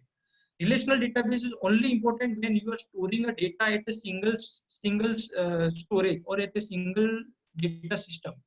So we will talk about non-relational database. So when we talk about non-relational database, there is a framework called resource description framework. So resource description framework stores a data in triplicates. Triplicates in the sense there is a subject, there is a linkage called predicates, and there is an object. So we will see how this data is stored. So there will be a node which will be carrying some properties, and that will be linking the another node through an edge. So this way, the data will be stored in a graphical format. So here in this example, you can see there is a person called Bob who is interested in a painting called the Mona Lisa. So this way, the linkage is providing that he is interested in this particular painting. Similarly, you can see that Bob is also having a friend called Alice. So he is a friend of Alice. So this way, the relationship is maintained in a graphical format. Similar example you can take for the fish farmers. So there is a farmer called Mahesh who is a fish farmer. So the category is considered as fish farmer, and the age is called Izel. And who is what he is doing? He's growing the tuna fish. So you can see here the age is grow, and the type is called the tuna fish. So this way, all the relationship will be stored in a graphical format. Now we will see that how it looks like. So you can see here. This is how all the data are linked with each other and how it is stored in resource description framework. So this way, whenever we make some updates in the database, so the blocks are also updated and there will be a value called true and false which will be appended in this data. Now we will see how the data is being shared. So first is the traceability using blockchain. So whenever any consumer visits a market or when a consumer visits a fish market, so he or she wanted to know what is the quality of that fish. So here blockchain will provide a complete end-to-end traceability of that particular fish product from the time it was originated till it was provided, it was bought by the consumer. So you can see in this particular time traveling, there was a stage when fish was harvested, there was a stage when it was packed, when it was stored in the cold storage. So this way, a complete end-to-end traceability is provided to the consumer from harvesting or from the fish farmer till the market.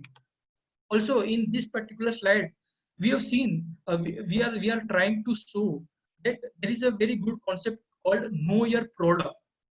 As of now, the consumers are very much health conscious, so they wanted to know what is the freshness of that product, whether the product is considered an organic from point A, from starting point till the time it was brought to the market or not. So this way, a complete end-to-end traceability will be available. And suppose if any place, like for example, you can see here, the quality level shows that spoilage was found, and the alert shows that there was a temperature alert while storing it into a cold storage. So you can easily look at a real-time data that was suited by an IoT device which was available in the cold storage. So this way, a complete end-to-end transparency is available on the product. So this is how we are looking at the product on this. Now we are taking another example. Like say, for example, there is a consumer who felt sick and he visits a hospital and he came to know that he was sick because he consumed some spoiled food maybe day before yesterday or somewhere. Now in current system there is no traceability available. Now suppose if you wanted to know what fish product he has eaten or what was the batch of the fish which he was eating, so there is no current end-to-end transparency or traceability available. But now, suppose if I enter these values into the blockchain, if I use the blockchain, so I will get a complete detail about the market from where that buyer has bought that fish. Further, I will know that who was the logistic guy who was carrying that particular batch of fish, Also at market, you will know that who all were the other buyers who has bought that particular batch of fish. And further, at the cold storage, you will know that what was the spoilage that occurred at that particular point of time. Also, if I zoom in into the aquaculture where the fish farmer was farming that fish, so I will get a complete detail about the data which are fetched from the water, from the soil. So I will get all the complete detail about what was the data parameters of the soil, what was the parameter of the water. Acoustic sensor will provide me the patterns in which fish were in this water. Also, the fish health data will also be available in this particular. Now, suppose if I wanted to know that what all are the parameters in this, so I will get a complete detail about the parameters. Say, for example, here you can see that the pond quality is showing that what was the sand quality, what was the pH level, what all were the pollutants in the water. So this way, all the IoT devices, all the IoT sensors are providing me a real-time data about the quality of that pond. So this way, all the real-time data are coming into the blockchain, and my blockchain will know that the parameters are specifically maintained or not. Similarly, the most important part is the health of the fish farmers. So here, what we can do is that we can link the health ID of the citizen and the farmer ID. So we can know that whenever a farmer visits a particular hospital or wherever for the treatment, so there will be a complete medical record of his family, of himself. So in case if suppose he or she wanted to have some government schemes for this health related problem, so you can easily take, and this data can easily be linked with this particular farmer. So this way you can see that we are getting a complete end-to-end transparency. Now we are looking at farmer centric approach using value chain. So there are many different startups who are working on the waste product which are produced during this cycle of supply chain, and they are converting it into the sellable product. So we will highlight some of them, some of such kind of startup. So one of the startup, they are using the fish waste to make some fish leathers. So this way, the startups, they are just looking for the wastage which are coming from this particular value chain, from fish farmer till the market. So whatever wastage that are produced in this cycle, we can connect them with the startups who are looking for such kind of wastage, and they are converting it into a product which is sellable for them. Similarly, there are other available startups who are working on fish waste to energy, fish to medicine. So what we can do, we can link such kind of startups with a complete end-to-end chain and provide them the details about where the wastage are coming from. And further, suppose if farmer wanted to have some add-on values on the wastage, then they can get some value on by selling that waste to this such kind of startups. There is one very good startup called Shobhit who is working in Ahmedabad. So they are trying to bridge gap between the farmer and the consumer. So as Dr. K.K. Vas sir has mentioned that now we are stepping towards a technology that should run on e-commerce. So we need something where the product, the fish product or the vegetables should directly go till the consumers. So here you can see that they are working on how the product can be delivered to the consumer by different manners. So this way, the bridge that is between the farmer and the consumer can be eliminated, can be made transparent in this way. So you can see that we are trying to enter such kind of startups in this chain. Also, now we will look at the backward linkage and the forward linkage. So when we are talking about backward linkage, then we are linking the fish farmer till the market. So there are many different stakeholders who are involved in this particular backward linkage. So we are trying to generate the data at each and every stakeholder, and we are integrating it with the market. Similarly, the forward linkage where market is connecting to the consumer. So here we can link some of the very good concepts which are run by smart startups called Fish on Wheel. There are some smartphone applications which we can connect and make fish farmers directly sell to the consumer on using that. So the backward linkage, we are all providing and combining the data which are produced at each and every level. Starting from the input supplier, we are providing them the standard operating procedure which they have to follow at each and every level, so that the quality of the end product is maintained. Even there are standard operating procedures specifically for the fish farmers, from the time they are starting fish farming till it is grown and it is provided into the supply chain cycle. Also, there are some standard operating procedure, we call it as a smart functions for logistic flow also, where the particular temperature is maintained while carrying it from point A to point B. Also, when we are talking about forward linkage, then buyer will be given access to different technologies, different e-commerce, also which are provided by different startups, and then linking them with the farmers.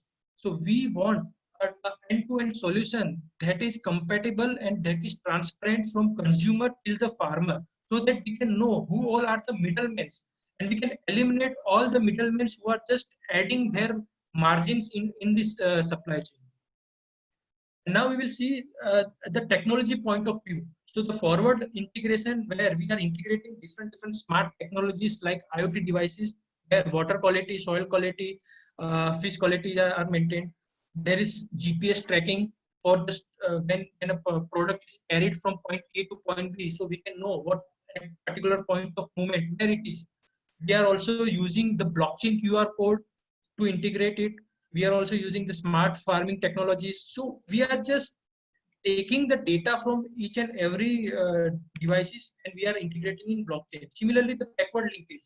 So here we are integrating the data which are coming from private agencies. We are integrating data of financial as well as bank. We are also integrating a database from a weather department to know that what is the GIS database. Also the government schemes, the government agencies who are providing different schemes of subsidy aid or some kind of Kisan health card. So these all things are being integrated as a backward integration.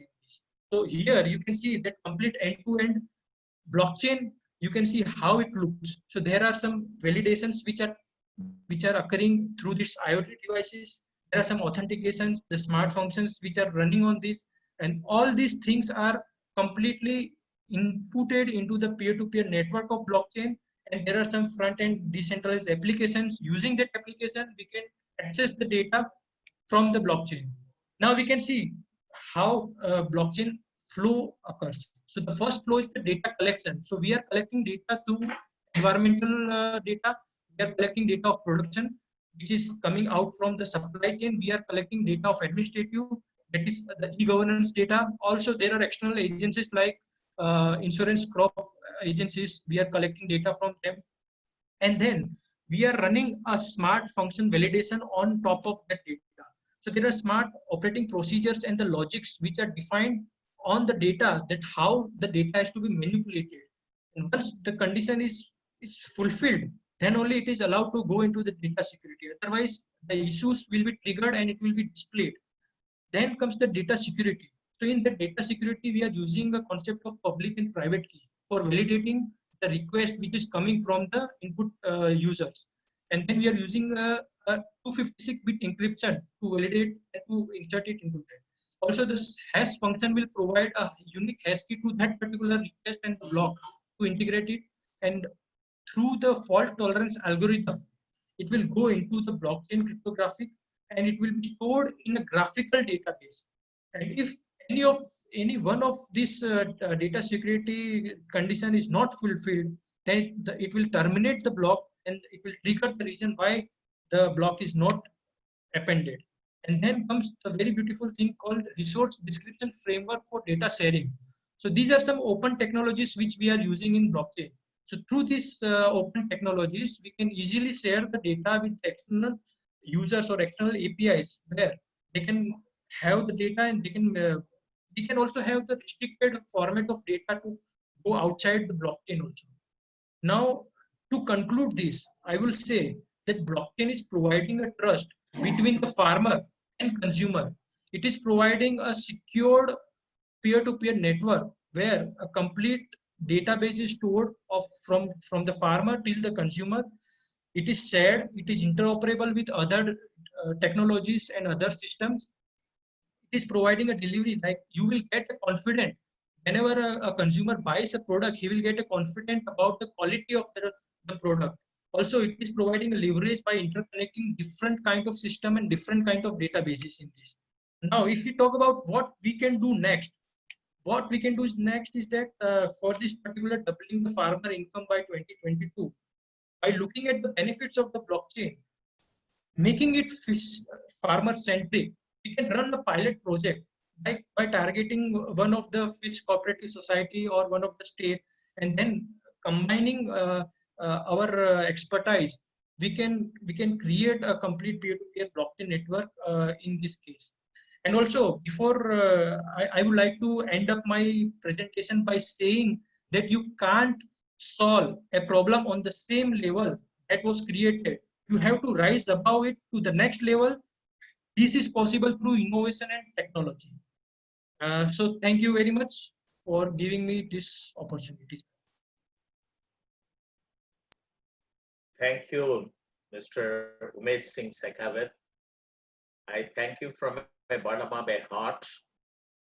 You have presented the views and end-to-end blockchain in fisheries value chain, giving a complete scenario of what is technology, how is technology, where to apply this technology, and a complete SWOT analysis of the technology. You have presented it, and a 6 months course on blockchain technology in fisheries value system, you presented in 1 hour 15 minutes, and you presented as a professor of computer science, professor of information technology, and a fisheries scientist, if I'm allowed by Dr. Vas. And this is what is needed today. People from computer science, information technology can bring in a complete value change or change in value, in the entire sectors of agriculture sector. And even though I initiated this program, district information system in fisheries way back in '87 as one of the 28 sectoral databases. If this database would have been created during the last 30 years, today applying blockchain technology in the way in which you have explained, all the 28 sectors of database at the district level are needed if we would like to remove the rampant corruption in the system. It is very important. It is not the technology. Your last slide says, if you want to solve the problem, you can't solve the problem or sitting in the same level. You have to come up. That is through innovation and technology. And it's very nice presentation, and my complete appreciation to you. And we would like to, as Dr. Vas said it very clearly, that time has come that we have to initiate a project from the block level, because fish touches everybody, and and it has to be given a fair chance, which you very nicely said it, fair, FAIR. And through the technology we can give it, through information technology you can give it, you can facilitate through database development, and you can create umpteen number of job creation for our young youth graduates, engineering graduates, non-engineering graduates, through the skill and entrepreneurship development. This is what the university, Shobhit University, where the 4 centers of excellence would like to, create that situations. We would like to, we have a, authenticated, conscientious approach that every panchayat should have an agri startup, with the technology-based agri startup. So it is very nice presentation, and hope that those who participated through registration, those who participated through viewing of our live telecast, and this blockchain technology, the fisheries value system, to facilitate 20 million fisher and fish farmers in the country, and also additional 40 million people who will be working in the value chain. This country has to rise above the level to get benefit out of the technology, to make the vision of our Honorable Prime Minister of doubling the farmers' income by 22. In this fisheries sector, it can be more than double their income double their income. It can be triple, it can be quadruple, and it is five times like that. So, and thank you very much, Mr. Umed Singh Sakhawat. And I'm very happy the day when I met you, and this is the 4th level of interaction, and your presentation can attract many youths in this field, whether they like to eat fish because of the family restriction, but they will adopt technology in fisheries sector to generate rural development in a very big manner. And Dr. Was that your presentation, it was it is a complete all round, and you are given a strong base as to what is needed in this country, why it is needed in this country, and you very nicely said it that this a time has come that that we have to start from the block level, where inland fisheries, which can bring large scale value to the people. So, and with this, and Honorable Chancellor is busy and he has gone for a meeting. And in his inaugural address, he very nicely said it that there's a technology advancement, and the vision of our Honorable Prime Minister, the vision of our Honorable Defense Minister, and the vision of Niti Aayog, and the vision of various other state government who also bringing out blockchain technology as a service, blockchain technology as a service, which they would like to bring it out.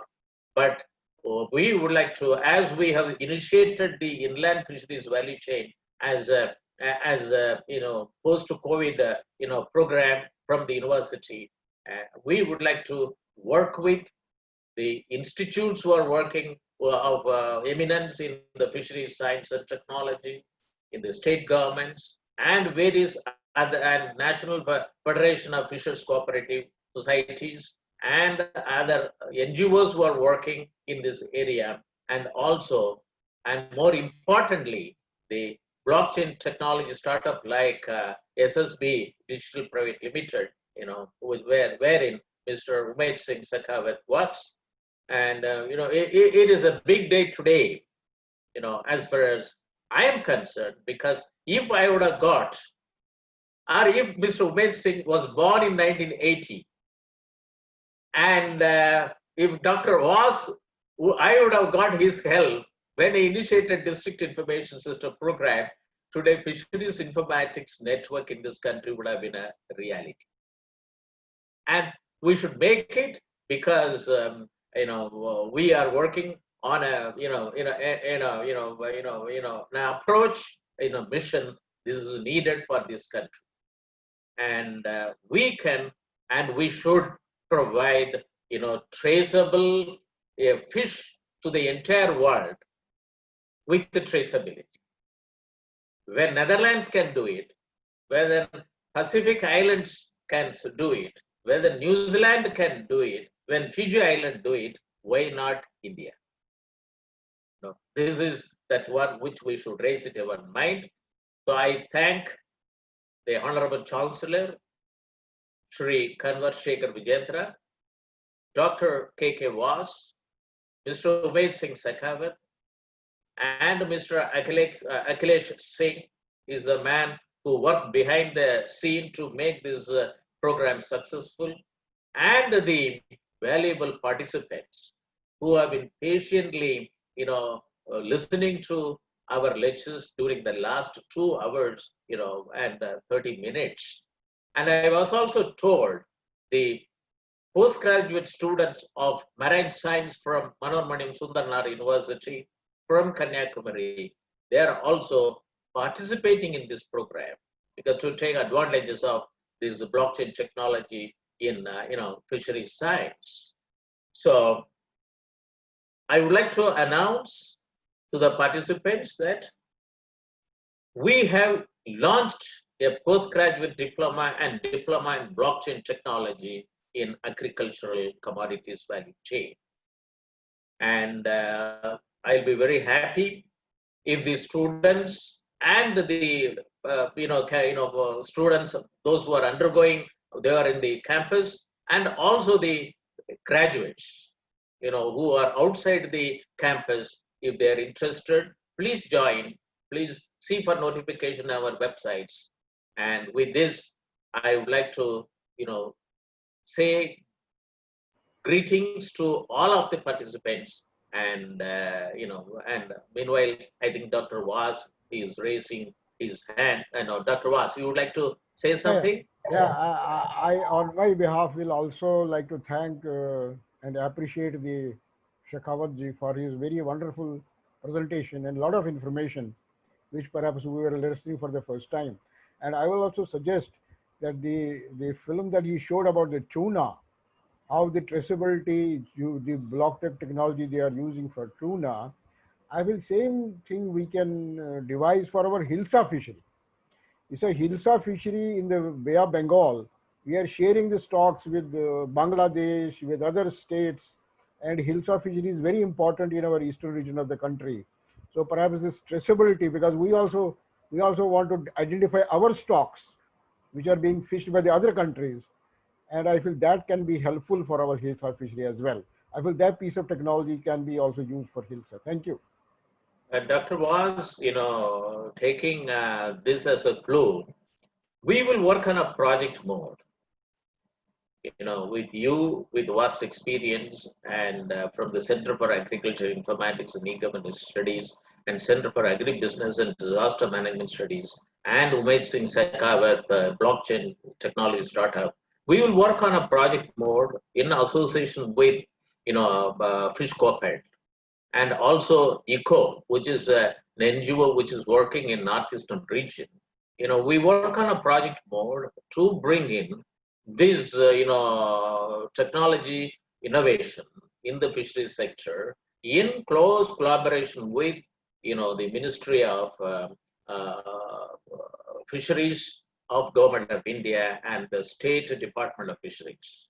So thank you very much for your participation. We'll continue to work together to bring in the, doubling the farmers' income by 2022 as a reality in the fisheries sector through technology adoption. I thank all the participants and say goodbye to every one of you. We are leaving the meeting.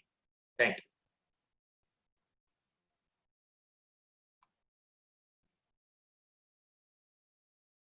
And Professor Manimaran, we will send you the presentation to you. Thank you.